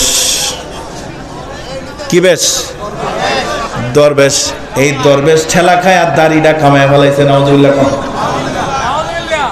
পুলিশের দইরা কয়, স্যার আপনার দাড়ি কই? কয় রাখো মিয়া, দাড়ি রাখা সুন্নাত, জীবন বাঁচানো ফরজ, ওয়াজুন নাই। কত জীবন বাঁচানোর লাগে দাড়িটা কেটে ফেলাইছি, জীবন যদি বাইচা যায় আবার দাড়িটা রেখে রাখো। তাহলে এরা কি আমাদেরকে বলে আমরা নাকি ধর্ম ব্যবসায়ী? আসলে দাড়িলিয়া ব্যবসা করে কারা? কারা ব্যবসা করে? ধর্ম নিয়ে ব্যবসা করে কারা? ওরা করে মিয়া সাহেব। আমরা ক্ষমতায় গেলেও দাড়ি, না গেলেও দাড়ি, গেলেও নামাজ, না গেলেও নামাজ, গেলেও কোরআন, না গেলেও কোরআন, ঠিক কিনা জোরে কর। আর এই যে নির্বাচন আসতেছে সামনে, ধর্ম কেমনে বিক্রি করে দেখবেন। এক নেতা এশারের নামাজ 3 মসজিদে পড়বো। কয় মসজিদে পড়বো?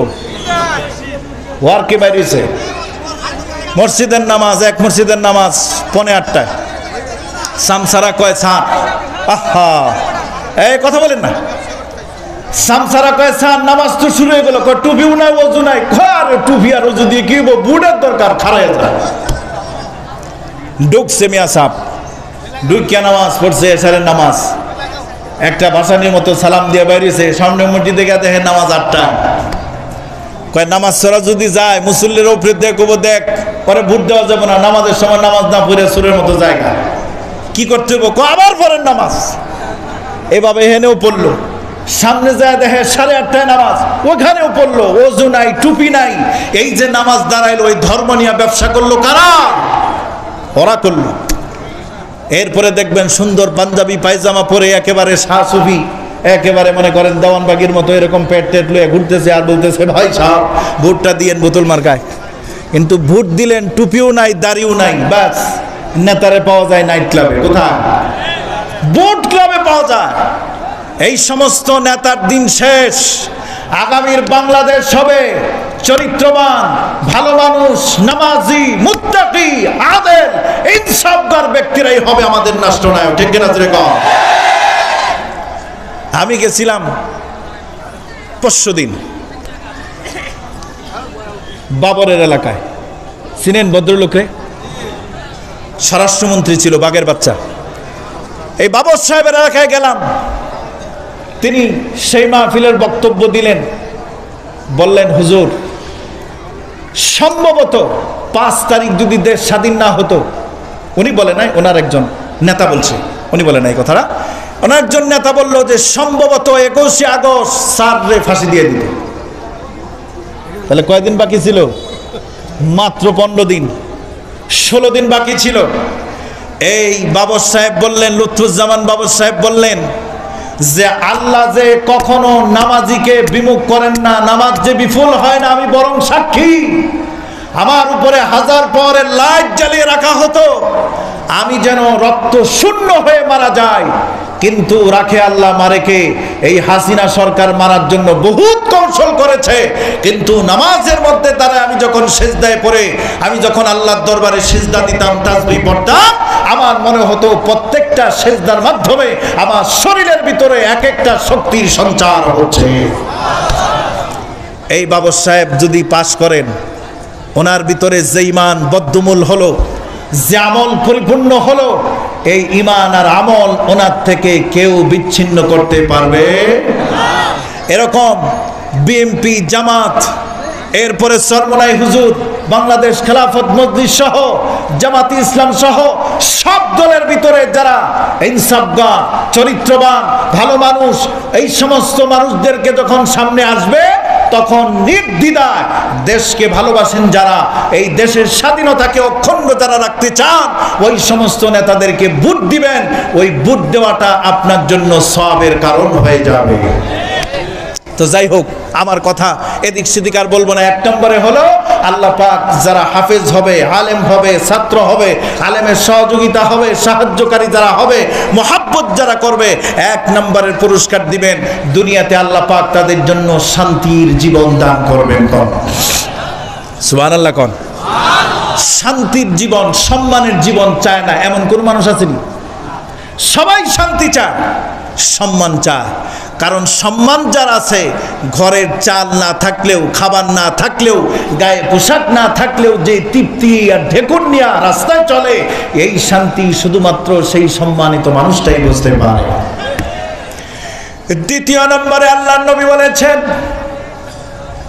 যেই ব্যক্তি আলেম হবেন, অথবা আলেমের ছাত্র হবে, অথবা আলেমের সহযোগিতা করবে, অথবা মহাব্বত করবে, আল্লাহর নবী বলেছেন মৃত্যুর সময় তার জবানে আল্লাহ পাক কালেমা নসিব করে দিবে। যে ব্যক্তির কালেমা নসিব হবে মৃত্যুর সময়, এপারের দুনিয়া ওপারের জান্নাত, মাঝখানে শুধুমাত্র মোটটাই বাকি, কালিমা যার নসিব হয়ে যাবে, মৃত্যুর সময়, মৃত্যুর সঙ্গে সঙ্গে আল্লাহ পাক তার জান্নাতের মেহমান বানায় দিবে। আজ যে ব্যক্তি আলেমের সাথে দুশ্মনী করবে, আলেমের সাথে দুশ্মনী করবে, আলেমের ছাত্র হবে না, আলেমকে মহাব্বত করবে না, গালাগালি করবে, আলেমকে ফাঁসি যারা দিবে, জেলখানায় যারা পড়ে রাখবে, মৃত্যুর সময় কালেমা পড়তে চাইবে, কিন্তু তাদের জবানে কালেমা পড়াবেন না। আল্লাহ দৃষ্টান্ত দিলে বুঝবেন। আলেমকে ভালোবাসলে, আলেমকে মহাব্বত করলে, আলেমকে ইজ্জত করলে, সহযোগিতা করলে, আল্লাহ রাব্বুল আলামিন মৃত্যুর সময় কালেমা নসিব করেন। একটা দৃষ্টান্ত দেই কোরআন থেকে, একজনের দৃষ্টান্ত কোরআন থেকে দেই, তার নাম হলো বিবি আসিয়া। আছে না নাই? ফেরাউনের স্ত্রী, কাট্টা কাফের, এই পৃথিবীতে সবচেয়ে বড় স্বৈর শাসক। মুসা পয়গম্বরের সবচেয়ে বেশি কষ্ট দিয়েছিল ফেরাউন। এই ফেরাউনের বিবির নাম হলো আসিয়া।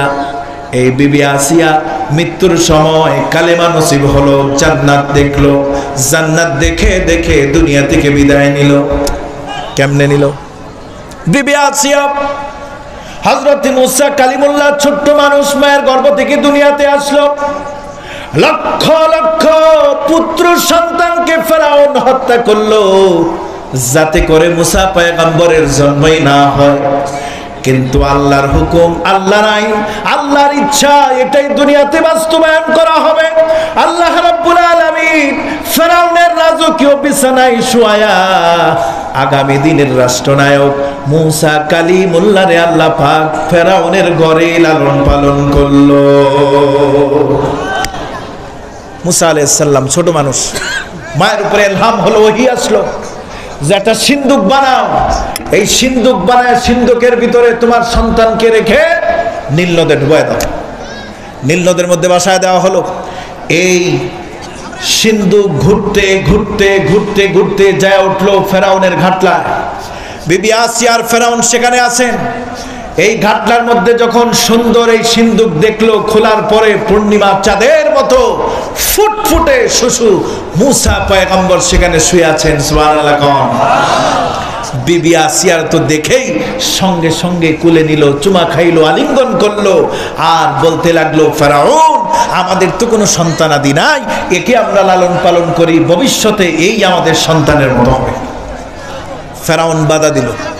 ফেরাউন বলল, দেখো আসিয়া, আর যাই বলো, এই সন্তান নিশ্চয়ই সেই সন্তানও হতে পারে যে আমার ক্ষমতা, রাজত্ব সব কিছু কেড়ে নেবে।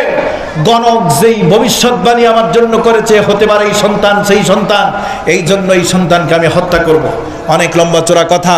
বিবি আসিয়া সুকৌশলে ফেরাউনকে বুঝিয়ে সামজিয়ে এই মুসা কালিমুল্লাহর সন্তানের মতো করে নিজের বিছানা, নিজের বাড়িতে পালিত পুত্রের জন্য নিয়ে গেল। সুবহানাল্লাহ। সেখানে লালিত পালিত হতে লাগলো। লালিত পালিত হতে যখন 2-3 বছর হলো, নাদুস নুসুস হলো, কোলে নেয়, চুমা দেয়, আদর করে। ফেরাউনের দেখে দেখে দূরের থেকে লোভ লাগে, আরে এত সুন্দর বাচ্চা, এর যদি একটু আমি কুলে না নেই, আমি যদি একটু চুমু না খাই। কারণ মানুষ যত পাপিষ্টই হোক, ছোট মানুষ ছোট বাচ্চা দেখলে পরে একটু নরম হয়, ঠিক কিনা বলে? তো মুসা আলাইহিস সালাম পয়গম্বর, ছোট থেকেই তো পয়গম্বর। ফেরাউনের খুব দিলের ভিতরে আওয়াজ জাগছে যে একটু আসে কুলে নিয়ে একটা চুমা দেই।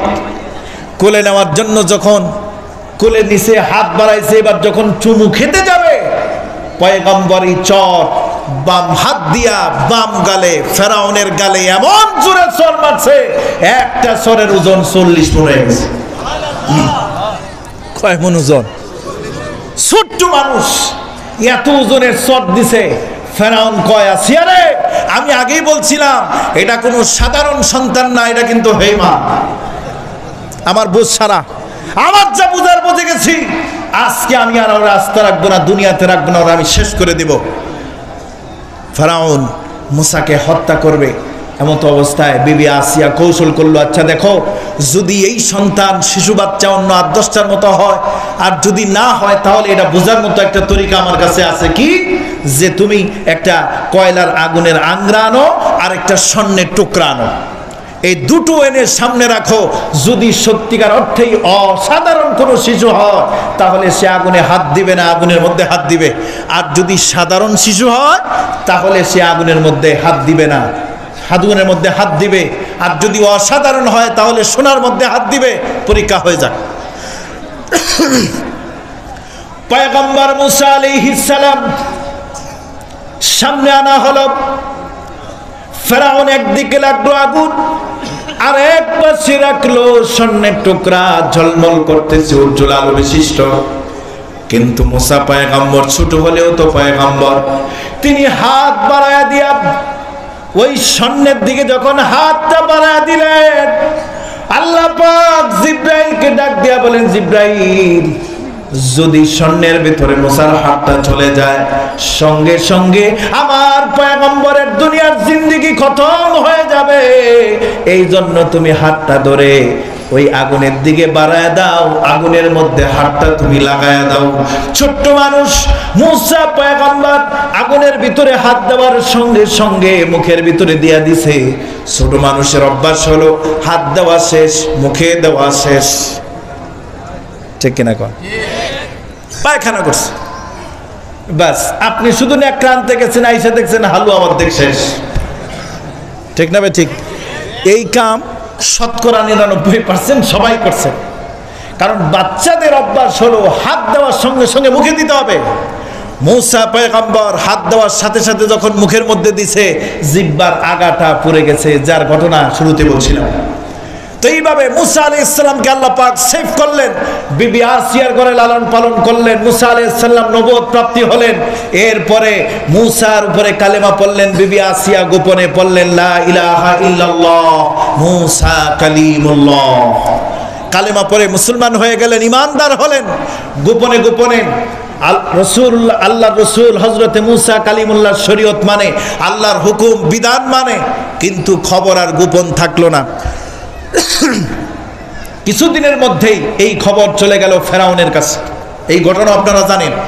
তো মুসা আলাইহিস সালাম এই বিবি আসিয়ার ইসলামের দীক্ষায় দীক্ষিত করলো, কিন্তু ফেরাউন যখন খবর পাইল, বিবি আসিয়ারে প্রথম দফায় বুঝালো, ভালোবাসা দিয়া মহাব্বত দিয়া বুঝানোর পরে বিবি আসিয়ার কথা একটাই, ও ফেরাউন, আমারে যত হুমকি দামকি দাও, যতই তুমি আমাকে ভয় দেখাও, আমি যেই আল্লাহর উপরে ঈমান এনেছি, আমার উপরে যদি তুমি শাস্তির জুলুমের স্টিম রোলার যদি চালাও, তারপরেও এক মুহূর্তের জন্য আমি আমার দিন কালিমাকে ছাড়ব না।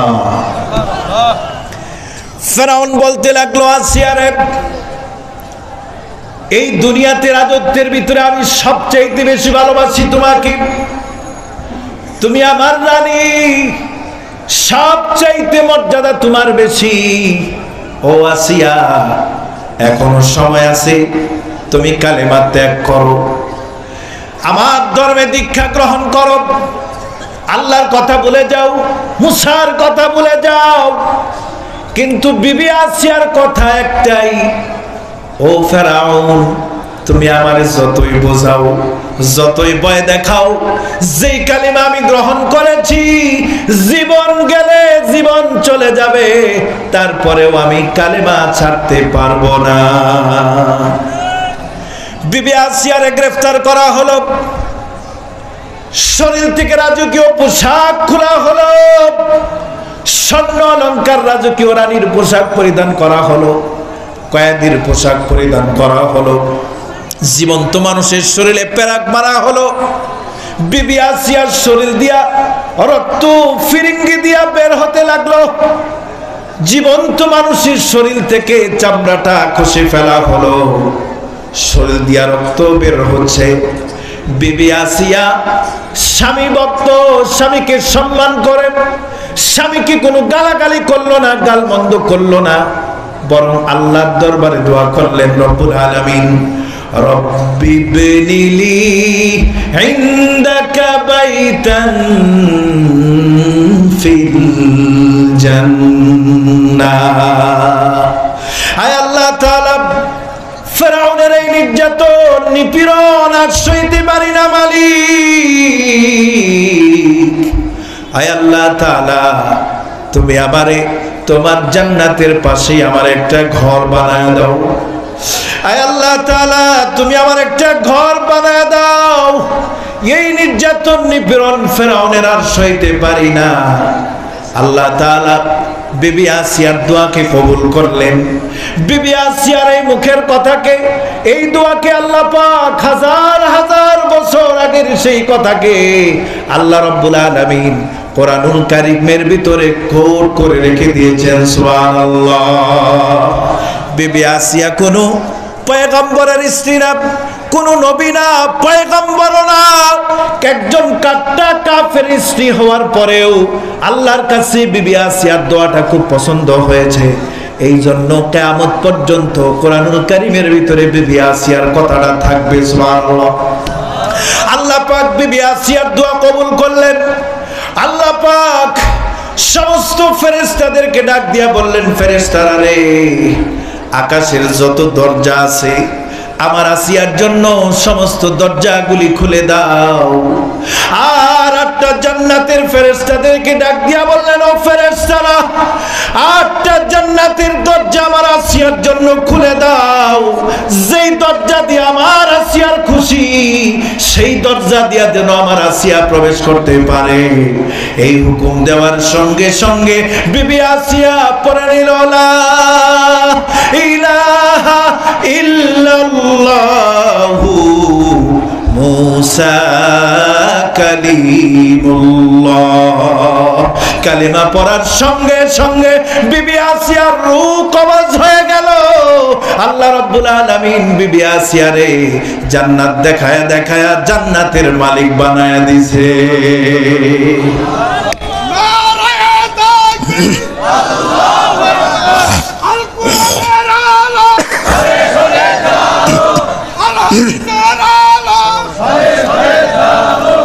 সম্মানিত ভাইরা আমার, বিবি আসিয়ার ঈমান ছিল, আমল ছিল, পয়গম্বরের সম্মান করেছিল।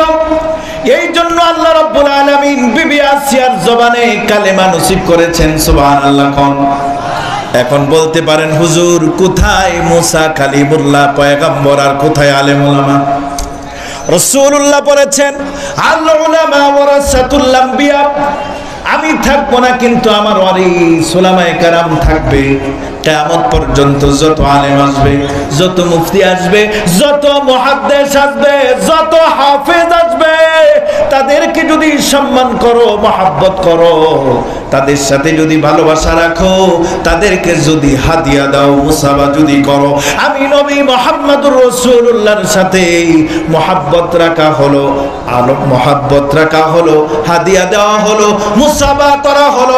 এই জন্য আমার ওয়ারিস দুনিয়াতে যতদিন পর্যন্ত উলামায়ে কেরাম থাকবে, তারা নবী না, কিন্তু নবীদের মতো তারা হলেন নবীদের ওয়ারিস। আপনাদের সমাজে উলামায়ে কেরাম আছে না নাই?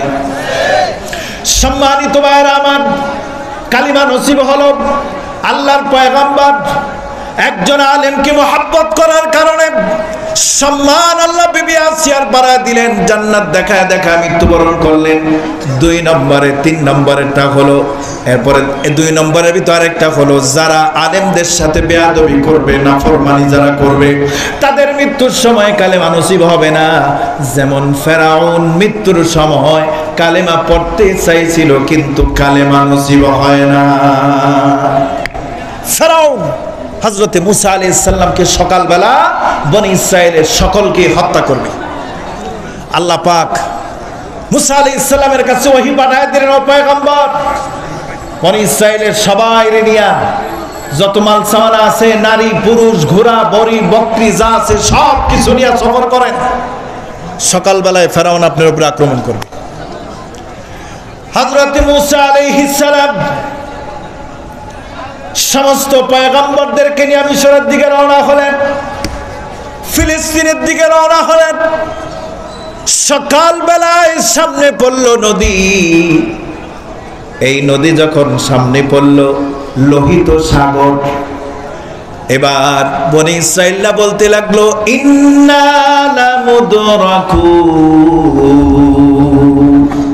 ও মুসা, কোন রাস্তায় আনলাম, আমরা তো ধরা পড়ে গেলাম। 3 দিক দিয়ে ফেরাউনের বাহিনী, ডানে বামে পিছনে ফেরাউনের বাহিনী। সামনে পড়ল নদী, এই সামনে নদী পড়ল, এখন মৃত্যু নিশ্চিত। হযরতে মুসা আলাইহিস সালাম আল্লাহর দরবারে দোয়া করতে লাগলেন আর বলতে লাগলেন, ক্বালা কাল্লা ইন্না মাইয়া রাব্বি সায়াহদিন। মুসা আলাইহিস সালাম বলতে লাগলেন, আমাকে আল্লাহ পাক ছেড়ে দিয়া ভুলে যান নাই। নিশ্চয়ই আমার আল্লাহ আমার জন্য নাজাতের পথ বাতলায় দিবেন। টেনশন করো না, চিন্তা করো না, অবশ্যই আল্লাহ রাব্বুল আলামিন আমার জন্য, আমার উম্মতের জন্য নাজাতের পথ দেখায় দিবেন। আল্লাহ পাক ওহীর মাধ্যমে জানায় দিলেন, ও মুসা, তোমার হাতের লাঠি দিয়া লোহিত সাগরের ভিতরে তুমি একটা আঘাত করো। আঘাত করার সঙ্গে সঙ্গে লোহিত সাগরের ভিতর দিয়া 12টা বিশ্বরূপ হয়ে গেল। কয়টা রুট? 12টা বিশ্বরূপ হলো। 12টা রুট হলো কেন? কারণ ওই সময়ও আমাদের দেশে যেরকম রাজনৈতিক দল আছে নিবন্ধিত প্রায় 39টা, ওই সময় মুসা আলাইহিস সালাম উম্মতের ভিতরে দল ছিল, গ্রুপ ছিল বনি ইসরাইলের মধ্যে 12টা। একজন আর একজনের সহ্য করতে পারতো না, একদল আর একদলের সহ্য করতে পারতো না। এজন্য আল্লাহ চিন্তা করলো যে নদী পার হওয়ার সময় যদি আবার কিলাকিলি শুরু করে দেয়, এজন্য দরকার নাই বাবু, তোদের জন্য আলাদা রাস্তা। 12 দলের গোত্র 12 প্রধানরে বললো, এই লিডার তোমরা 12 জন তোমাদের লোক নিয়া সব পার হও। এই 12টা রাস্তা আল্লাহ পাক করে দিলেন। কেমনে? আল্লাহ পাক বাতাস জারি করলেন, রৌদ্রের প্রখরতা বাড়ায় দিলেন, এই যে নিচের মাটিকে করলেন শক্ত, আর পাশ দিয়া যেই পানিটাকে আল্লাহ পাক আবরণ দিলেন, বেড়া দিলেন, সেই পানিটারে আল্লাহ পাক কিছুক্ষণের জন্য পিচ ডালা রাস্তা ইটের মতো শক্ত করে দিয়েছেন। 12টা রাস্তা যখন হলো, এই 12 রাস্তা দিয়া যখন পার হলো, এই মুসা আলাইহিস সালামের উম্মতদেরকে আল্লাহ নাজাত দিয়ে দিয়েছেন। এখন প্রায় 6.5 লক্ষ ফেরাউনের বাহিনী নিয়ে যখন লোহিত সাগরের সামনে আসছে, আইসা দেখে সর্বনাশ, বিশাল বিশাল রোড। এবার ফেরাউনের খোদাগিরি একটু বাইরে গেছে। ফেরাউন কয়, থাম, দেখছিস আমি কত বড় খোদা, তোদের আসার আগেই এই লোহিত সাগরের ভিতর দিয়া বিশ্বরূপ তৈরি করেছে, সুতরাং রিল্যাক্সে আস্তে আস্তে যাও, তাড়াহুড়া করো না, শৃঙ্খল ভাবে যাও, বনি ইসরাইলকে ধরো, দইরা দইরা সব কাটো। এই আল্লাহগিরি কইরা খুদাগিরি কইরা পাম্পট্টি দিয়া যখন চাপাবাজি কইরা মাঝামাঝি গেছে, আল্লাহ বলছেন ফায়াকুন, আগে যেমন আসিলা ওরকম হয়ে যাও। সুবহানাল্লাহ কইবেন না? এবার 60 হাত লম্বা উপরের দিকে পানি, এই মুহূর্তের মধ্যেই সমস্ত পানি একাকার হয়ে গেছে। ফেরাউন পানির নিচে, কই ফেরাউন, কই পানির নিচে। আমাদের দেশের স্বৈর শাসক 4 তারিখ আগস্টের টেলিভিশনের সামনে বলল, সৈয়দ আলীর বেটি পালায় না। আবুলের বেটি কি করে না? পালায় না। 5 তারিখেই ফেরাউনের মতো আল্লাহ পাক ভাগায়া দিছে। ঠিক আছে? তো ফেরাউন যখন পানির নিচে, এবার ফেরাউনের হুশ আইছে, বুদ্ধি আসছে। কারণ ফেরাউন তো বুদ্ধিমান ছিল না, এত বড় রাজত্ব চালায় কেমনে? কোরআনে হাকিম সাক্ষী। ফেরাউন বলতে লাগলো পানির নিচে, পানি খায় আর বলে, আমানতু আন্নাহু লা ইলাহা ইল্লাল্লাযী আমানাত বিহি বানু ইসরাঈল ওয়া আনা মিনাল মুসলিমিন। মৃত্যুর সময় সব পাপিষ্ঠগুলার হুঁশ ফিরে আসে, কিন্তু সম্মানিত ভাইরা আমার, মৃত্যুর সময় আল্লাহ রাব্বুল আলামিন কিছু কিছু পাপিষ্ঠের তওবার দরজা আল্লাহ বন্ধ করে দেন। হযরত জিবরাইলকে ডাক দিয়ে আল্লাহ পাক বললেন, জিবরাইল, ফেরাউনের তওবার দরজা বন্ধ, ফেরাউন যতই তওবা করুক তার তওবা কবুল করা হবে না, তার জবান দিয়া কালিমাও গ্রহণ করা হবে না। এই জন্য তুমি কাদা মাটি দিয়া তার জবানটাকে বন্ধ করে দাও। হযরত জিবরাইল সমুদ্রের গভীর থেকে কাদা মাটি দিয়া মুখটার ভিতরে এমন ভাবে ঠাসায় দিয়েছে, তার জবান বন্ধ হয়ে গেছে। কালিমা পড়তে চাইলো, কিন্তু কালিমা কপালে নসিব হলো না। কেন? আল্লাহর পয়গম্বরের সাথে দুশমনি করেছে, বেয়াদবি করেছে। এই দুনিয়ার মানুষের জন্য শিক্ষা, যদি আলেম বিরোধিতা করেন, মাদ্রাসা বিরোধিতা করেন, মুফতি মুহাদ্দিস মসজিদ মাদ্রাসার বিরোধী যদি হন, ধর্মের বিরুদ্ধে যদি কথা বলেন, আল্লাহ আল্লাহ রসুল সাক্ষী, আকাশ আর জমিন সাক্ষী, ওই কাবার কসম করে বলি, মৃত্যুর সময় কালিমা পড়তে চাইবেন, কিন্তু জবান দিয়া কালিমা বের হবে না। 2 নম্বরের পুরস্কার এটা। আলেমকে মহব্বত করলে, সম্মান করলে আল্লাহ পাক মৃত্যুর সময় কালিমা নসিব করে দিবেন। 3 নম্বরের পুরস্কার হলো মৃত্যুর পরে কবরে যখন রাখা হবে, আল্লাহ রসুল বলেছেন, কবরে রাখার সঙ্গে সঙ্গে মুনকার নাকির 2 জন আসবে, তাদের সওয়াল জবাব দেওয়ার জন্য যেই প্রশ্নগুলা দরকার, আল্লাহ পাক আপনার জবান দিয়া সেই প্রশ্নের উত্তর সঠিকভাবে দিয়া দিবেন। সুবহানাল্লাহ।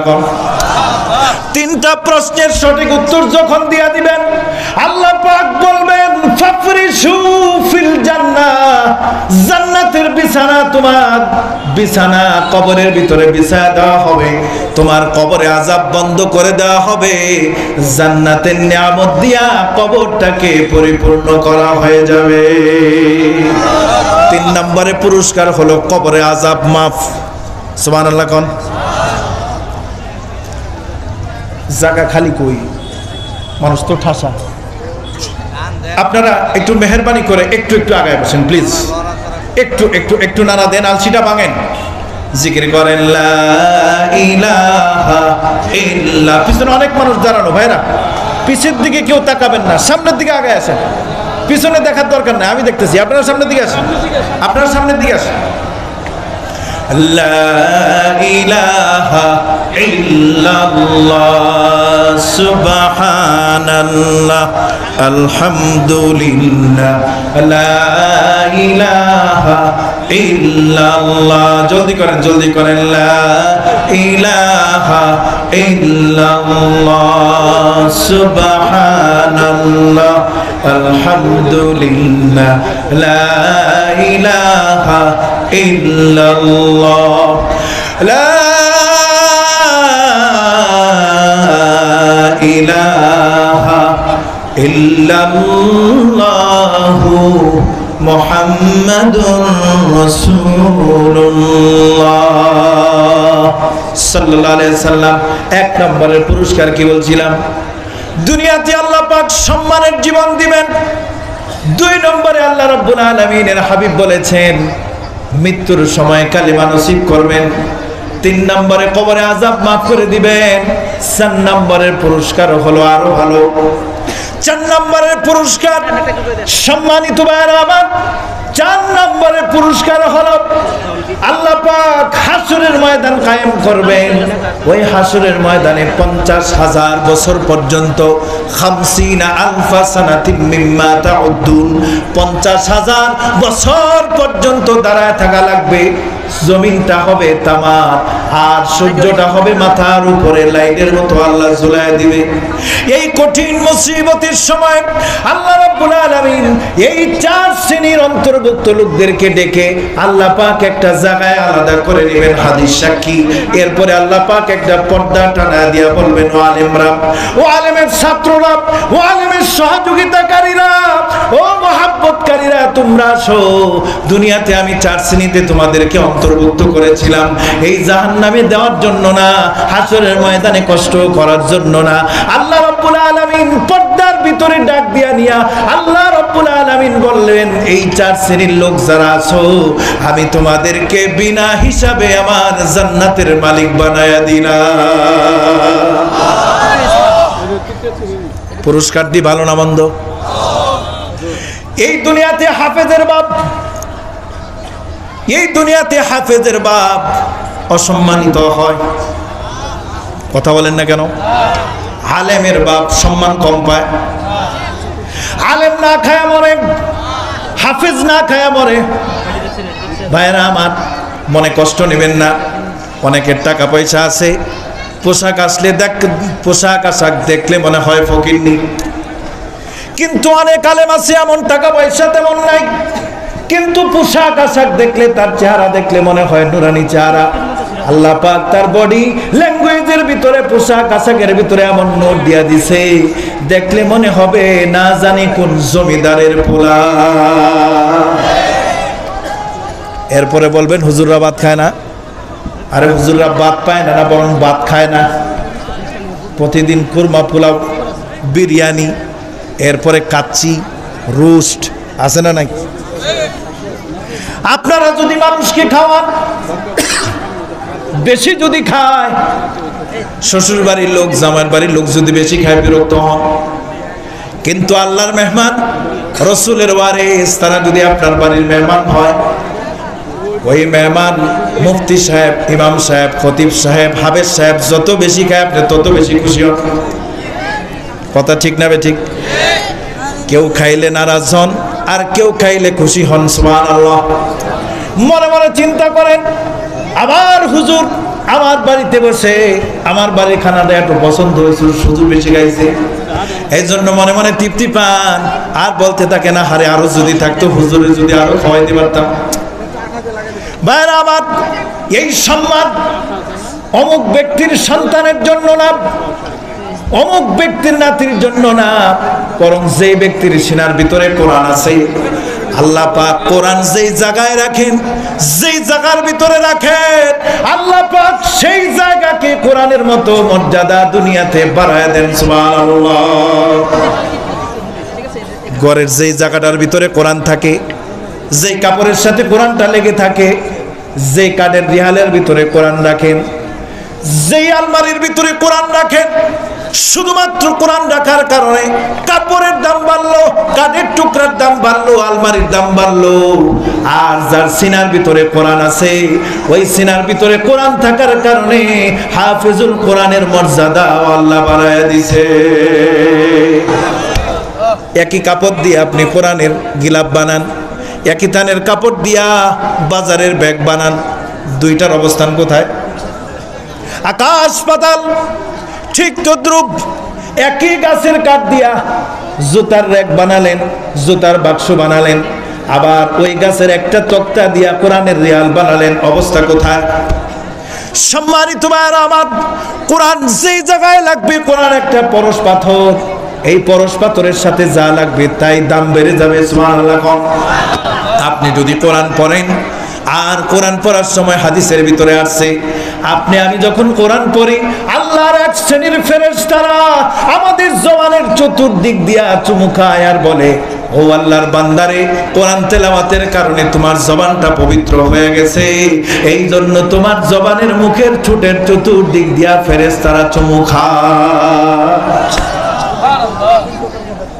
আল্লাহ পাক এই কোরআন সম্পর্কে যত কথা বললাম, আমার সময় মনে হয়েছে না?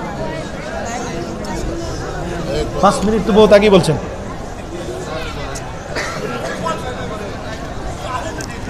আরে ভাই, আমি তো নোকিয়া ব্যাটারি না, 1.5 ঘন্টা তো হয়ে গেছে।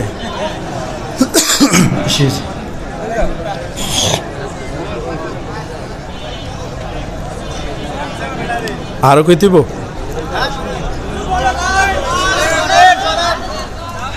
একটু দম লইতে দেন, একটু দম লইতে দেন।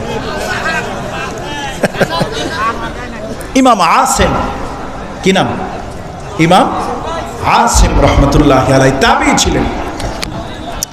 ইমাম আসিম একদিন মদিনা মসজিদে নববীর ইমাম ছিলেন। ইমাম আসিম রহমতুল্লাহি আলাইহি উনি একদিন হাদিস পড়াতে গেছেন ক্লাসে। যাওয়ার পরে দেখেন ঢোকার সঙ্গে সঙ্গে পুরা ক্লাসরুমটা মেশকে আম্বরের ঘ্রাণে বিমোহিত হয়ে গেছে। ছাত্র জিজ্ঞাসা করলো, উস্তাদ জি, এই ঘ্রাণ কই পাইলেন? এই আতরের নাম কি? হুজুর বললেন, এই আতরের নাম বলা যাবে না। হুজুর পড়াতে আরম্ভ করলেন। কিছুক্ষণ পড়ার পরে এমন ঘ্রাণ, কারণ এই ঘ্রাণ সাধারণ কোনো ঘ্রাণ না।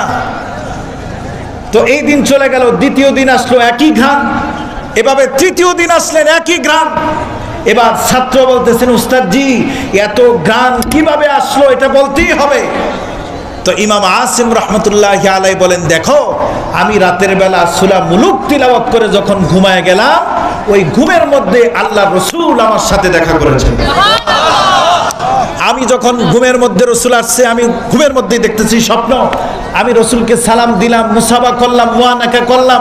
এবার রাসূলুল্লাহ বলতেছেন, আসিম, তোমার জবানের তেলাওয়াত এত সুন্দর, আল্লাহ আমার কাছে তোমার প্রশংসা করেছে, এই জন্য আমি শুয়ে থাকতে পারলাম না, তোমার কাছে চলে এসেছি, তুমি মেহেরবানি করে একটু কোরআন তেলাওয়াত করে শোনাও।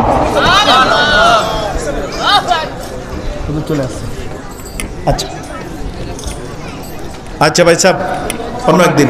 আসসালামু আলাইকুম ওয়া রাহমাতুল্লাহি ওয়া বারাকাতুহু।